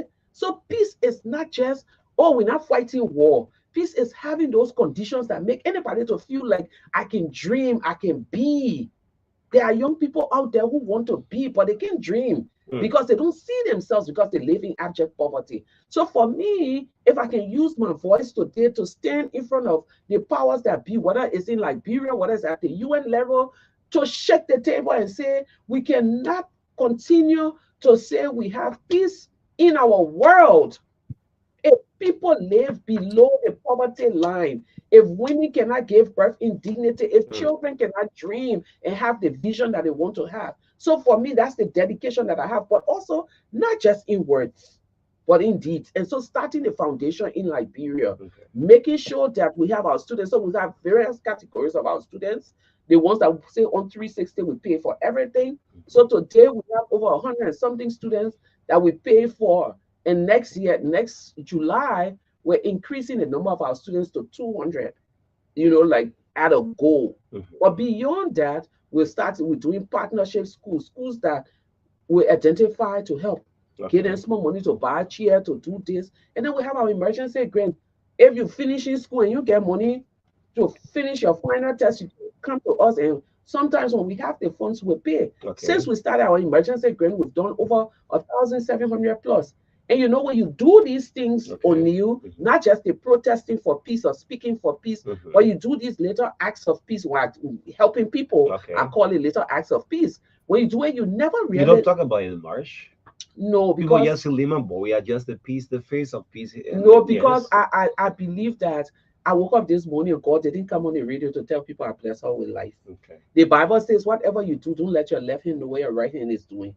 So there's little acts of peace when we do it. You never know. Recently, I went to the U.S. Embassy to do a presentation. And as we're speaking, one of the boys said, Miss Bowie, you remember one time 4 boys got scholarship to go India and we didn't have plane ticket. Your foundation provided. I'm one of those. Wow. That is a proud moment for me. I do many small things, but it's not for me to... I tell people, I'm sorry. I'm not one of those people who will go to do my acts of good and carry camera and put it on Facebook. If people will say, oh, she in Liberia, she ain't doing anything, that's all right. Because I know that there's something that only you stay next to your wife or your husband at night. I can sleep by my husband at night. We can talk, and he fall asleep. There's something that each of us carry. If that thing say you will not sleep, you will not sleep. And you know what's that? Your conscience. So I can sleep well when it comes to how is she giving back to Liberia? Is she helping people? Is she doing the... I sleep very well. So instead on a high, listening now and says she sits on a high table, what she's doing for our country. I do what I have to do. I do what God has asked me to do. Recently, I got a mandate from God to go to the hospitals to pray for babies, that we had so many wayward children. So I go for newborns, I pray for them, but I just don't pray for them. I carry little gifts, nothing big. I carry them Bibles, nothing big, just small, just little things you want to do. But again, my driver said to me once, man, when you're doing anything, why you can't put it in the media? Why you can't bring the press? I said, man, stop it, man. Get out from here. When I woke up in the morning, God brought press to my house to tell me all of the good things that he's been doing for me. So peace, for me, the work of peace is the work of humanity. The work of peace is encouraging O'Neill to push forward. The work of peace is giving a hand to some woman. The work of peace is providing different things. Even at the foundation, we have a fund there that is called the Veteran Women Peace Fund. Okay. And that peace fund, for many people who have been very critical to say, oh, Lema won a peace prize, she forgot the old ladies there. Every time there's a death among those old ladies, we go straight into that fund and we pay funeral costs. Wow. Someone they get sick and we find out about it, we pay for their health costs. Because I also am aware that this is not a privilege where I sit as a Nobel laureate. It's not a privilege, it's a blessing. And the question that I always ask my children, are you blessed or are you privileged? And the response to that is, I'm blessed. And if you're blessed, how are you using your blessing to be a blessing to others? You know, so yeah. Yeah, so Madam Bowie, you have been through these things, especially the peace building efforts for decades. You care to share with us some of the major challenges that came your way and during these peace building efforts, and how you overcame some of these challenges and reached at where you are today. Well, there will always be the divide, you know. And one of the things that you all must recognize is that when we started the peace work in Liberia, it was a Christian and Muslim women effort. Okay. And one of the biggest things that in our world, not even in Liberia only, that people use is the religious divide, Okay. or the Muslim versus the Christian kind of rhetoric. And we had to overcome that. Today, one of my good, I would say, my sister is Asatu Kenneth, and you mentioned her. Asatu is Muslim, I'm Christian, but at the end of the day, we're able to work together collaboratively. We never allow the rhetorics of political divide to take us aside. But if you look at women peace work today, we're starting from Liberia. One of the things that has happened to this country is that a lot of the different groups that have been very active have been seriously polarized by the politics of division. So every election cycle, everybody has a place that they want to be. Everyone has a place that they want to be. Someone won't be sedition, unity partisan, ANC, whatever. And that has really diminished a lot of the work that we did in this country, because when people become partisan, it's difficult for them to stand up and speak and say, oh, I'm speaking on behalf of peace. People say, if you even telling the truth, they will say, get out from here, man. You think we see you without other party t-shirt on? And for me as an individual, that's one of the reasons why I've refrained from being a committed member to any political group in this country, because I still want my voice to be loud. I still want my voice to be clear, regardless of all of the insults and bashing that I get. When the movement is right, somebody say, oh, you're going on through breakfast show, don't go put your mouth on nobody. Oh, no, it's not about putting your mouth on anybody. It's about seeing what is right and speaking the truth in the moment. Earlier this morning, I was listening to your show and someone said, oh, she gave the Independence Day oration. Yes. When I did that 2019 Independence Day speech, that morning, my friend came to the house, my childhood friend, and we were praying. I said, let's pray before we could go to the stadium. My family, people were all there. And she said to me, I said to her, God just told me this speech is bigger than the Nobel lecture. And she said to me, stop that thing. What kind of beating you got to us? I said, I don't know.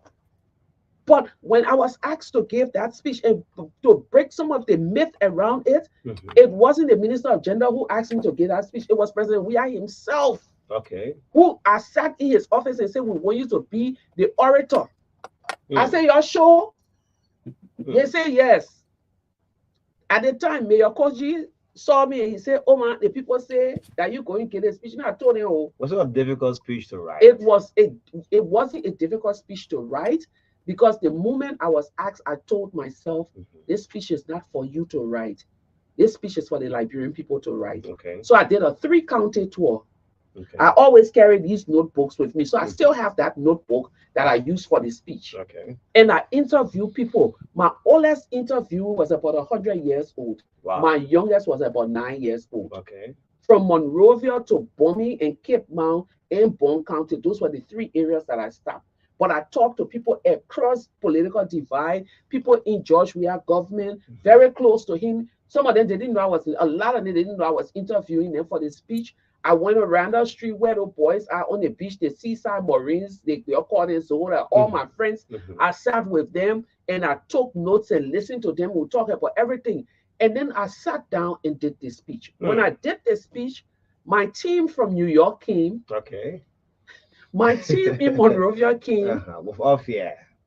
And my team from Ghana, I think, was here. One of the things that the New York people did when they got you reading, they were like, this is too harsh. Okay. So they edited it in that morning. The morning we were up in Banga at Passion, where my uncle Tonola owns. Okay. So when I read it, I gave it back to her. I said, "Don't you ever." We edited it. Don't. I gave it to you to cross the T's and dot the I's. I didn't ask you to change the language in this. This is not about me, you, or all of us in this room. This is about Liberia. So she went back and said, "Madam Bowie, I'm just worried about the backlash." I said, "Whatever the backlash would be, let it be, but God has asked me to say this." So I delivered that speech in the presence of all of my siblings for the first time were in Liberia and their children. So it was like a whole thing, but it wasn't for me. It was for, in the moment I knew it was not me, it was not, that speech was not for me, was when I stepped out of the stadium with all of the mixed reaction, people cutting their eye, and some people cussing, and some people, I met this group of boys from the 18, tears streaming down their faces. They came and gave me a hug and said, Lema, thank you for always speaking for us. So at the end of the day, it didn't matter who insulted me, who told me what, who didn't tell me what, but and it's in this book. So when I wrote this book, we added the speech in there because I feel like today, if you read that speech, it speaks what is still happening in Liberia. The mindset of winners take it all. The mindset of once I World Party t-shirt, I must be the one to take it. No. Well, just for my election, in terms of politics, like a divided country. How do you see it's a deeply divided country. And I don't even know whether it's a blue or green. I would say it's a fragmented country. If they were divided in half, I know you'll be using my voice for your soundbite, but I will sue you. It's like, bro, all tips we're gonna record it by you. You're very simple. Yeah, recorded by me, but you can ask me, can I use it's like, bro, divided. Come in, you can ask me, can I use your voice for soundbite? And I can sign to say yes. But you're used to I will sue you. Even he will not help you. Musa, I hope you're listening to this show. It's like, bro, divided country. Liberia is a fragmented country. Okay. You can't say divided, because when you divide it like this, it's just like an explosion happened. Because sometimes the reason why I describe it as a fragmented country is that you don't even understand what the issues. Let's take, for example, they pay their loan that Echo Bank and CSA now to do. What's the big deal? What's all this noise? It is a choice, and I don't blame anyone, but I blame Josiah Joker, who is my younger brother. You're putting it in simple English and explain it to the people. All the new phone costs it's not going to help. How many people can understand pay their loan? What it means in my uncle school, I want to know how to protest. What it means in my layman view is that on you when you broke before you take pay.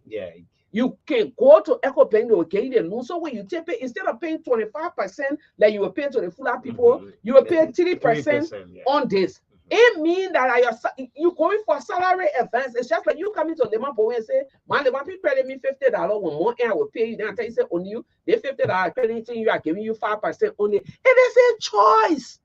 It is a think of a choice. But because we are a fragmented country, there is no rationality in our debates. So now you see why I don't come on radio anymore.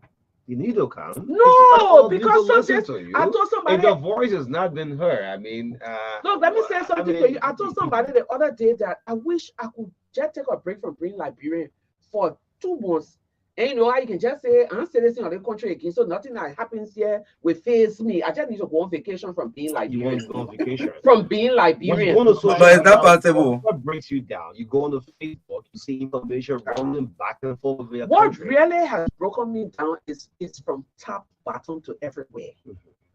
When you see people are supposed to be national leaders and mentors of our children. Recently, I wrote something on social media. Where is it? I brought my notebook, and I hope I can find it in here. We'll find it on you. If you've been following me, you will know that it's somewhere. I wrote about until we prioritize integrity and go to our chats on Okay. WhatsApp, find my name and go there. Yeah. Like, because I want to read it very well. Okay. That's it right there. Okay. You Yes. see, you always be they walking harass. I was just telling you, I said I feel sorry for the person that he'll be chasing. He said he let him there because then he was He's suspended already. Oh, he I get a think web I now. succeeded. Yeah. Okay, I need to talk to her. But this is what I wrote. A nation that fails to prioritize moral values and the principles of integrity and justice will have their discourse driven by murderers, their children mentored by thieves, and crooks as their celebrities. No need to explain it. Once we fail to prioritize integrity, moral values, justice, any number you can't take leadership to be any number way or anybody the loudest person will speak. So that's why we have all of this mess happening in this country. People who are supposed to be the leaders, the languages that they speak, the ones that so in social media, there's you go there, nothing. That breaks you down. Breaks you down 100%. So I'm thinking like bro will make a change where we start on the top man or the lower man. Let me tell you something. We need to start with our young people. We need to work with our young people. We need to mentor our young people. We need to begin to tell these children that not every way is the right way. And one of the things that I prioritize at the foundation is that if you come, it's easier when you fail. Internet audio will be broken. Come and beg will keep you on a scholarship. Okay. But you try to manipulate your grade by going down to World Trade Center to change your grade and bring it to us. As soon as we find out, you are out.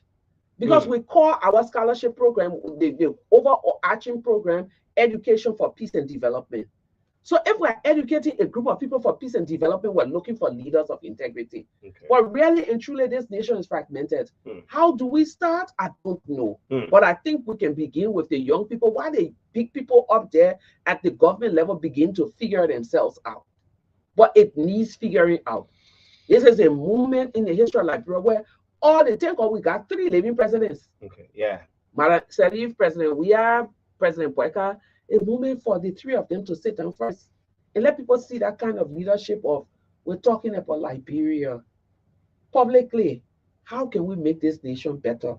Then it will trickle down to the top level of their followers, and then it will come down to the lower people. But in a fragmented nation, it's very difficult for our children to be educated.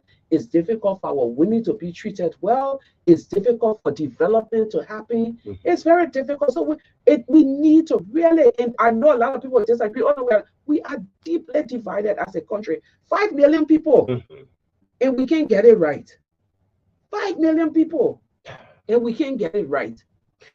Great. This is the True Breakfast Show. You've been involved with peace. A couple of weeks ago, people have been calling on this war crimes. What's your take on this? You think? I'm excited. We need it as a country. There is always a movement for it since the World War I, and it's still carrying people for the thing they did. The Nazi Germans and all of those, they're still going. There is always a movement for justice. Any nation that fails to prioritize justice, we just talk about it. They have all kinds of things happening in their country. That's the first thing. The second question I got, and recently some group of people that I was talking to asked me the same thing. They say, what's your take on it? As you know, I get one grandson of the heart. Okay. And he let to call people uncle. Maybe a man listening. They say he can talk it low. And you say, Uncle O'Neill. Because he won't put hand up to your knee. Okay. So the description I give the war economic crime code is I hope it be economic war. Okay. So that everyone is prioritizing the war portion, because when you turn around and look at the economic portion, plenty of people, hey, The attention, yes, the war. I hope we will not do war. Okay. If we want to be fair, let's do economic and war. Let's be resounding in everything. It shouldn't just be because, yes, what brought the war? Economic disparity, greed, corruption, all of the different things. Yes, we don't have war again, but why are people suffering? Greed, economic disparity. Somebody came yesterday, they couldn't even afford a taxi.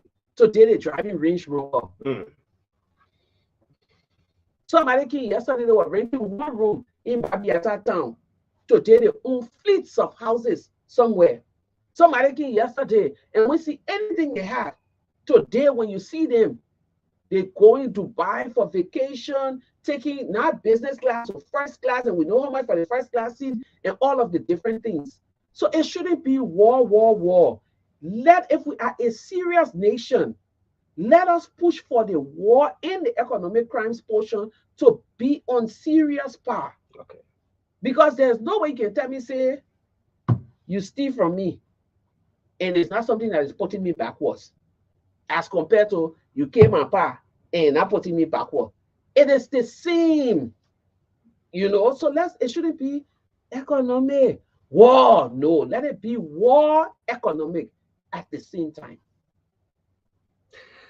Yes, Marka, you're coming in. So again, one of the key things we wanted to mention, since we've been talking about peace building, as we're still talking about it, what does diplomacy play in resolving conflicts, and how can nations work towards peaceful resolutions of issues? Diplomacy. Mm. We live in a world where I'm even wondering whether diplomacy works anymore, because when you talk about diplomacy today, it's not about what is right, it's not about what is just, and I'm taking this from the international scene. It's about who you support the most. Okay. Who you are allied to, who's your ally. Okay. Who do you, and it's the same with somebody said now, we don't talk about what is right, we talk about who we support. Okay. And it's even up there at the senior level. You would think that diplomacy should, for the way it was structured, or it should be the bedrock, the foundation for relationship building in different places. In 2016, we went to North Korea. A group of us, when I say we went to North Korea, people can say yes. We spent 7 days in North Korea, and what we were doing was people to people diplomacy. A group of women and us, when we were going, we made it very clear that we didn't want to engage with the North Korean government. We're going to meet with women in the community. The government came back to say they had one woman that they needed to, but we took along with us some women from South Korea. Okay. So the idea was, because of the war in both North and South, we needed to have like a people-to-people kind of diplomacy.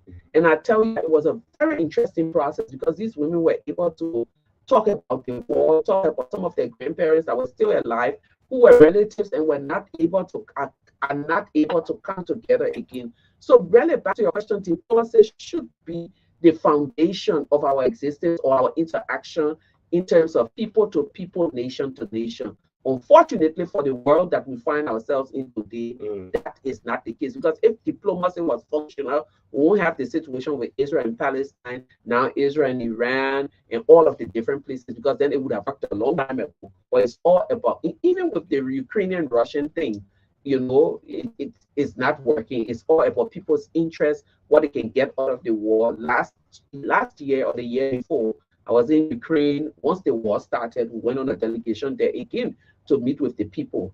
And there is nothing there. In no way is even going to work for a long time. It's going to take a lot. Maybe posting and post all of the people who are technically the problems. So when you look at the top level, diplomacy is not working. Okay. Everybody's got a military option, and we are hopeful that diplomacy can work. Let's come down to Liberia today. with the motorbike riders and the police officers. Mhm. I'm hopeful that diplomacy will work in that case. Okay. That will not degenerate to the point where they have to bring our riot police. I hope they can have a conversation, Mhm. a safer conversation, and find some solutions to all of this that we're starting. So on the local scene, for example, you started from engaging smaller people. It became a large group of women, and I mean, we are where we are today. But we want to know what is your take when it comes to, grassroots movements, you know, grassroots movement to maybe achieve peace or to find solution to societal problems. If you want to even narrow it down to Liberia, because there are some point in time where some grassroots organizations or movement are being aligned with political And now parties I and all of apologize that. for cutting you off, but that was exactly the point I was coming to. Still trying to find one grassroots movement that is not aligned to a particular group. I think what we see today is voices for hire. A lot of people come together, put print T-shirts, and because we have a very difficult economic situation Mhm. today, Lemon we can decide you can also I will give you $5,000. You can protest whether it's right or wrong because people are getting their little cut or whatever they're getting. Mm. So I think we need to also go back and revisit the essence of grassroots movement for the people, by the people, For the and people, yes, everything and for the people. to transform and say change. Okay. Because we've Transform. been looking for change all the time. Every time we can get change, but we can't see transformation. Okay. Transformation is a process that along the way, if you say, oh, I want to change this radio station Mhm. around, you Mhm. can change some things around. But if you say, I'm going to transform this space, it means you're bringing newer equipment, better equipment, modernize Mhm. this space. Mhm. So in that process of transformation, you see some changes. But we've always been looking for change and we can't see the change. Because this morning I was having a conversation and say, it's like old wine, not in new bottle, Okay. in old bottle, but we forget that we since we're unable to clean the residue of the former wine from in the old bottle, Okay. everything just mixed up So in old here. wine, old bottle. Old wine, old bottle with the residue of the former wine. That one, that philosophy, you gotta go figure yourself out. Great. So we'll get more calls coming through. Lastly, from my end, in terms of the key lesson learned with this journey, if you want to reflect a little bit, what lesson have you learned? The peace building, you've been in this journey for a very long time. That will inspire others who want to be the next Lemon Boy. So if you're looking for money, don't come into this space. Okay. There's no money, zero money there. And say, look at you know, I'm blessed because the Nobel Peace Prize offers me spaces where I am a sought after speaker. My calendar is filled from January to December up until maybe 2023, 20, I mean 25, 26. Hmm. People we already starting to book. So most times some people say, oh, we want you. We say, you know, if like someone call me today and say, we need you to come to so and so space to speak, it's not possible because my May is booked, my June is booked, my July That is took two booked, months to bring it my on. August is booked. Mhm. Like everything is. I think if you look at my calendar, if little space in there is October, but Wow. everywhere is like totally booked. June is horrible. I don't even know how we manage it. But so one lesson is that you can get rich from this work, Okay. but it's rewarding. You get a lot of satisfaction, and especially if you're a person of faith. And remember, I didn't say a Christian. Mhm. If you understand that there's a power greater than, so I'm a Christian, it's rewarding because I know that I'm doing God's work. The second thing that I've learned, one of my key learnings, is never despise humble beginnings. We started this journey very humbly, and God has been great to us. The third thing that it comes back to the money thing is that there are spaces that you'll be invited in, and sometimes they offer you nothing. Don't be ashamed or afraid to go into those spaces or upset to go into the spaces because some of the spaces that offers you nothing open the doors for greater opportunities and bigger blessings here. Okay. Yeah. So finally from my end And two, most of most the of the time time your pieces you pieces you write write on on social social media media or and other places places, sometimes, sometimes like like we we've said, said, the the politics of politics the of the day, sometimes sometimes people people will will misinterpret misinterpret it. it. And And then then in in 2023, 2023 there there was was this this piece you piece you wrote. wrote. I I cannot cannot lay lay my my hands hands on on it it right right now. now, But people were like, okay, Lema wants to be running mate to one of these title bearers and stuff. It became, a hot and pull on social media. And other people even mentioned that on talk shows and all of that. But I said, well, let me ask Madam Lema, do you have any future plan? Maybe running for office, whether vice president, whether senator in Liberia? Mama just reminded me that I was coming on your show today. Blessed are the peacemaker. She Okay. said That's what she that said. where God has placed you, and that's where you should be. Having said that, I'm a very obedient child. But the one thing that I want people to know is that we are not the authors of our destiny. Okay. No one is the author of their destiny. You sitting here did not imagine you would be here. So whatever God brings for me, I know that if I decide to go into politics, I will be a good president. Okay. I'm not even saying vice president. I will be a good president. You change and transform. I will transform. Okay. If I decide to go into politics, I must say this again, I will be a good president. Somebody told me once upon a time that until we find presidents who are more interested in the people than their personal bank accounts, we'll continue to have the problems that we have. So if I ever decide, I'm saying this for the fourth time, or if it was lined in my destiny, I will be a good president, and you can take that to the bank, as people will say. That's the first thing. Oh, take that to the Yeah, bank. the second thing that I want to say on that was 2023. Mhm. When I made that statement, I love, let me say, President Boyka has been a ally of mine. People who trusted me enough when I started the women's movement to take me to their first Rotary meeting. Okay. One of the first $500 those women got was Okay. because he took me to a Rotary meeting.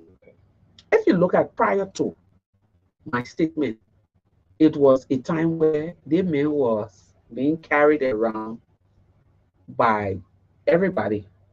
One minute he was in America with Costa, the next minute he was in Liberia with this person. He didn't have any privacy. He's sick in the hospital, and they take a picture of him, and then he's getting out of the hospital and take a picture of him.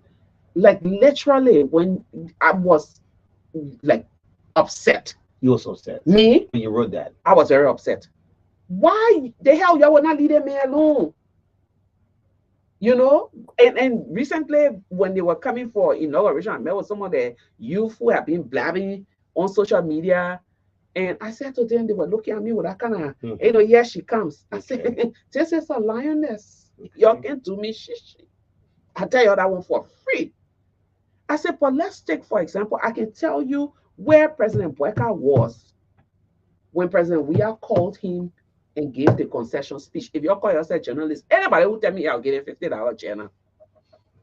We'll save it for another day. Only- He's saving it for. Only you want to say it? He was sitting in his living room, no slippers on his foot, on the phone, and somebody in his household went live. No privacy. Thank you. No privacy, no protection. Now they're doing better.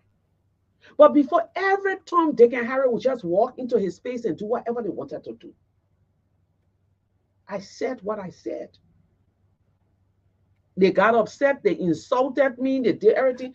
I said, "Something now here. Ain't do nothing to me." So I told him, I said, y'all know where that man was. So when I met those group right after election, I said, y'all need to insist that this man privacy is protected. He can't just be going everywhere with everyone. I got my assistant Johnny in Liberia. None of them can ever take my picture and post it on their social media page to say me and my boss what to choose FN. I'll fire you that moment. I'm a public figure, yes. When I agree to come into your space, O'Neill, I agree for my image to be used anyhow. Very well. But when I'm not a public figure, how many people can tell you say they not see my house on Facebook or they know my children? I don't do that. Not because you're a public figure or your business will just be rolling, and the people working with you can protect you. No. Then they say, oh, she won't be vice president for the record. No. My mom said, Lema, if you're looking to see president, you not see them. If you're looking to see kings and queens, you have seen them, you've dined with them. So when the time is right, if God says this is what I have in your stars for you, it will happen. But for now, oh my people, I wish you could see how I love running my foundation and being with the children. Let me teach you of this, but before we get into the full line, no business as usual. Joseph Marka. Do you think there'll be no business as usual? And I know I tired the phone and cost me plenty. No. Any United Party answer No. that question. I know you all use that one. We want this answer. We want Do this you answer. think there'll be no business as usual, or there are others who will still have their hands into the cookies jar? Well, I think, as a leader, it's very difficult to say, oh, I can vouch for my people. And I say this as a leader. I have people under me, not as huge as Liberia, in different parts of the world who work on the different things that we work on. And you can say, I'm not going to do this. And then somebody will just move from behind you and do something that you would be shocked, So, and you can, I'm sorry to, and I shouldn't apologize, but the Bible says the heart is deceitful above all things and desperately wicked. Who can know it? So, me, you can be saying, now, you don't even know what you're planning for me. You understand what I'm saying? So the president can declare no business as usual, but he's not in all of the ministry and agencies. We already hearing small news there from different corners about different things. So we're waiting to see. But the way we will the declaration of no business as usual will make us comfortable is that when it comes out and is proving, he takes a definite action. You want to also work. How do you see Liberia? How do the people view Liberia as a country? Man, yes, until by the time you put your passport to the immigration table, somebody that the last time after inauguration, by the time I put my passport on, the man asked me, why you were thinking to carry that old man to that hot place? And I was just like, do I look like I'm a government official? Is there anything on my forehead that just told you that I was part of that arrangement? I too suffered the heat. So in this global village world, in the days of social media, when I talk about Liberia being fragmented, it's unfortunate I will have to come back to that. That is my disappointment. Because there are people who are interested in Liberia and they read the insults and they read the babbling and the going back and forth. One of the things that I really wish the president could do, and I'm sure somebody people listening, is to bar all his officials from going on social media to make reckless posts. Because those are the things that is even helping to divide the country. Because sometimes, even as a minister, even if you mean it, you're not saying it to anybody, you just go on Facebook and go, ha, ha, ha, ha. They say he's laughing at us. Again, to whom much is given, much is expected in return. So stay away from those spaces. Do your official duty. Do your official function. You can have your own. In fact, regulate your space. All the plenty of public viewing. If you have something that you want to say, put it in your private chat room with your private friends. But Liberia, people too hurt, people too angry, people suffering, and nobody get the energy for a simple thing that you put there. The president is on his farm. Someone posts a picture. I'm eating from the president's farm. Take a palm nut eating showcase it there. I mean, back and forth on the social media. Thank you. So do you have to do that as a government official? Chew your palm nut, wipe your mouth, come to Moravia and shut up. Hey, I'm tired to do politics. I told my mouth, I talk politics. Yes, let's do it. Nobel Peace Laureate, Liman Arabowi. Live with us on the last segment of the True Breakfast Show. My name is O'Neill, along with Marka 0770-153-265. I'll pick two for my end, two for Marcus, and 0770-202579 is the other number. Yes, Ms. Kuti, good morning. Good morning to you and good morning to Madam Bowie. Madam Bowie, I'm proud of you. You're one of the leaders that we are so proud of here. I want to know how I can get a copy of your book. That's number one. Number two, thank you very much for the speech in 2019. It was a great one. And jail the president, I'm sure you're not surprised. Some people will not like it because Charles Taylor. Talk about how you accomplished this. Here, of the three of you, you most recently won the Nobel Prize in 2011. What did you do in Liberia? Well, one of the things that we were able to accomplish in Liberia was bringing together groups that would not necessarily come together to build peace. Christian and Muslim, if you look at the world and the order of the world today, there's a lot of Thank you. It's all good. We are people extremism and fundamentalism. Yes, let's go over to Niba County. Yes, let's do a minute, please. Good morning. Kinds of issues in Liberia at the time.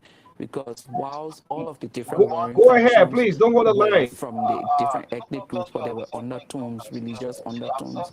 And we knew that if we had to build peace, we needed to bring not just the women together, but women from diverse backgrounds. We have 16 ethnic groups, and with the two major religious groups in Liberia, Christian and Muslims.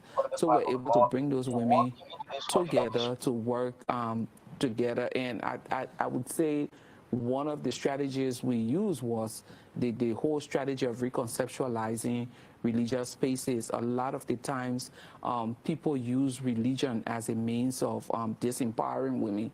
And if you go into the Quranic text and even in the Bible, you find there were some great women. So we use the examples of those very great women to talk about how they helped to change their time. As a Christian and working with Christian women, we use Deborah, Esther.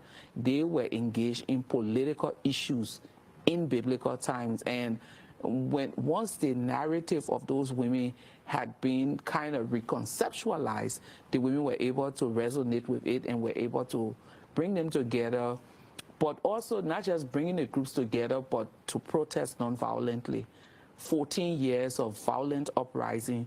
We started with two groups, the government and the warring faction, the rebel group. By 2003, we had gone through almost 12 or 13 different armed groups. And so everyone's response to the war was bringing in more violence or bringing in more guns. And we realized that if there were changes that should happen in Liberia, it had to be nonviolent. So we protested, we did sit-ins, we were just like invading spaces that women would not necessarily be in. How did Charles Taylor, the president, respond to you? Well, initially when we started, we had done an invitation to get him to come and listen to us. And people said, well, if you send one invitation, he's going to say he didn't get it. And I remember us doing 6 invitations, one to him directly to his office, one through his religious council, one through his wife, one through the Speaker of Parliament, one through the President of the Senate, and one through, I think, his national security person. So 6 letters of invitation for one event. There was no way that he could have said he didn't receive the letters because we had multiple people telling us they hadn't delivered it. Of course, he didn't show up because he didn't know how to respond to us. We sat and we just decided we're going to protest and demand 3 things: immediate unconditional ceasefire, dialogue, and the international intervention force. Those were the 3 things that Taylor has specifically and explicitly said to the international community at the time he wasn't going to do. Liberia was a sovereign nation, and he was not going to allow foreign troops on the ground. He was a legitimate president, and he wasn't going to sit with illegitimate groups. And that talking with them was just going, and that he would fight until the last soldier died. And so going to him with the things that he was defying the world with and saying, we will protest until you give us. And so it's like more or less, you're defying the world and we are defying you, that will continue to invade your space until you give it to us. So those, and finally he had to give in. And finally he had to say, okay, I'll go to the peace table. But then going to the peace table did not end our protest. We continue until the pressure from us, the pressure from other African leaders and the rest of the world forced his arms to resign at the end of the day. So we're going to break, and when we come back, I want to ask you about the sex strikes that you engaged in Liberia that made an enormous difference. We are joined right now by Lema Bowie. She is the 2011 Nobel Peace Prize winner. Mairead Maguire, she won the Nobel Peace Prize in 1976. And you will also be hearing from Jody Williams, who won in 1997. This is Democracy Now!, democracynow.org, the War and Peace Report. We're broadcasting live from The Hague, from the World Forum of The Hague. It's the 100th anniversary of the Women's International League of Peace and Freedom. Stay with us.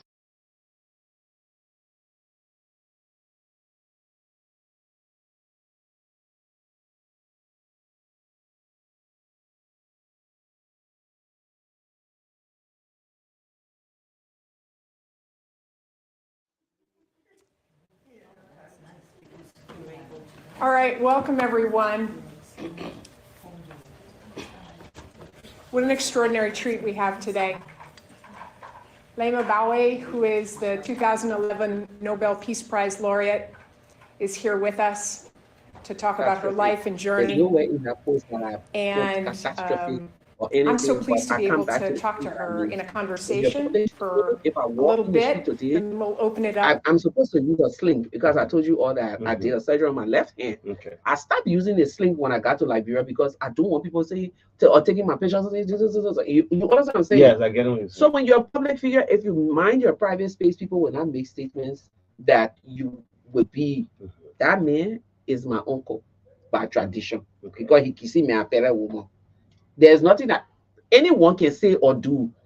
We don't have to interact. I don't depend on government for my survival, you know. So if I'll go back, read a post, come, let's engage. When President Boka won his election, I saw people coming on my page and say, have you congratulated the president? Why would I not congratulate him? I called him, the phone rang 123, and then he said, Lema. I said, oh, Papa, you get my number? He said, you the one get time for me, but you know that you are my daughter and I care for you. So I got no problem with the president. Campaign elections, I mean, over. But the other one will continue, and that's the thing. The winners mentality, the mentality that will not put our United Party hat down. And we keep dragging issue and dragging people and dragging issue because we won't gloat. Victors don't gloat. Mature victors, they don't gloat. They try and say, okay, we've won. Now everybody, your can. Whatever you said, you said. We even going back to the past. But you want for us to talk about it, I own a Rawafi highway. I got time when you come to my office. But there's something that the other caller just talked about that we need to do something to help people. I talked about it briefly. I go to the hospitals and I do my outreach. I do prayers with people and do different things. And I tell you that there are certain things that we need to do in this country that we have to advocate for. Healthcare, education, and all of the different things. Because people are suffering and people are dying from like common illnesses. One of my daughters came to Liberia. She's finishing medical school and spent some time in a hospital in Liberia. And she said to me, Mama, I saw more death in 1 month than I saw in 4 years working in the US. In the US. Yes. Oh my God. No gloves, no alcohol prep, no EKG machine, no this, no that. These are things that we need to prioritize. These, instead of bickering over who said whatever, who said this, it's time for all of us to come together and say, Madam Bowie, even though you're not in government, what do you have to offer? How can we build up this thing? How can we work together to do this? This Liberia is the only Liberia that we have. If you go outside, whether you get citizenship for any country, which I don't have, I don't even have green card. I don't go stand for visa when I want to go to America. Okay. It's in your blood being a Liberian. There are so many Liberians out there who got goodwill and they want to come. But when they read on social media, it's almost like a reflection of this is the land that we find ourselves in. And I think it's time for the winners, in this case, the Unity Partisan, the young people who call themselves intelligentsias. It's time for them to decide or come together and say, what can we do to build peace in Liberia? The country is too divided. If I have to throw one at Patreon for Punch FM, that's what all the people will come together, government officials, to share fun on Saturday. No, it's not necessary. It's not necessary. Let's change that program to how we can come together, bring people from the former party. Let's talk about peace and reconciliation. This is what Liberia needs, to see the Carrasco of yesterday engaging with the patriot owners of today, or to see the Kojis of yesterday engaging with Major Shafa of today. Let's do that. This is what Liberia doesn't need all of this thing. Okay, it's been 3 months now. You're now when we see you. You're happy. We see it. The ball now bounce all over town. It already that time for reconciliation, that time for peace, that time for you to start pulling your men from. If you're even doing it in private, it's time for it to happen publicly, so that the young people who are blindly following you can see something happening and say, this is the Liberia. Thank you for having me, O'Neill. You said 10 o'clock your program. Yes, so I'm a time-conscious person. Thank you. And then to answer Mr. Coty's question, the book is on Amazon. Okay. It's on Amazon. This is a copy of Monday's Motivation. Okay. And then I wrote one to honor my grandma. It's called Man's Bed. And there's another one that Mark has in there. It's called What is Human Fraternity? We hope the Senate and the Ministry of Education go through our schools. We'll try our best to do that. Because I wanted to be able to publish anytime during the pandemic, my two daughters and I started our own publishing company. It's called Kono Still. So to young Liberian writers out there, look for us. And if you want to publish, we publish for Mr. Captain from LEC. He also has a book under us, and we're doing different publications. I got one or two more that I will finish for this year. I've become a writer. Sometimes you need to start talking plenty. Great. Thank you all for having me. Musa, warn your people if they use my voice. Assuming Truth Breakfast Show. Thank you so much. This is our go home on the monthly edition of the Truth Breakfast Show. It's been wonderful sharing breakfast with Nobel Peace Laureate Lehman Arabowie. Thank you so much, Marka Davis, Rachel Lucini. My name is O'Neil Roberts. We'll be back on tomorrow. For your questions. I'm Michelle Anderson. I'm the president of Brooklyn College. I'm honored to be here. This is a real treat for us. And Lema is also going to be the recipient of the honorary degree from Brooklyn College at graduation this year, which is just spectacular for us as an institution to be able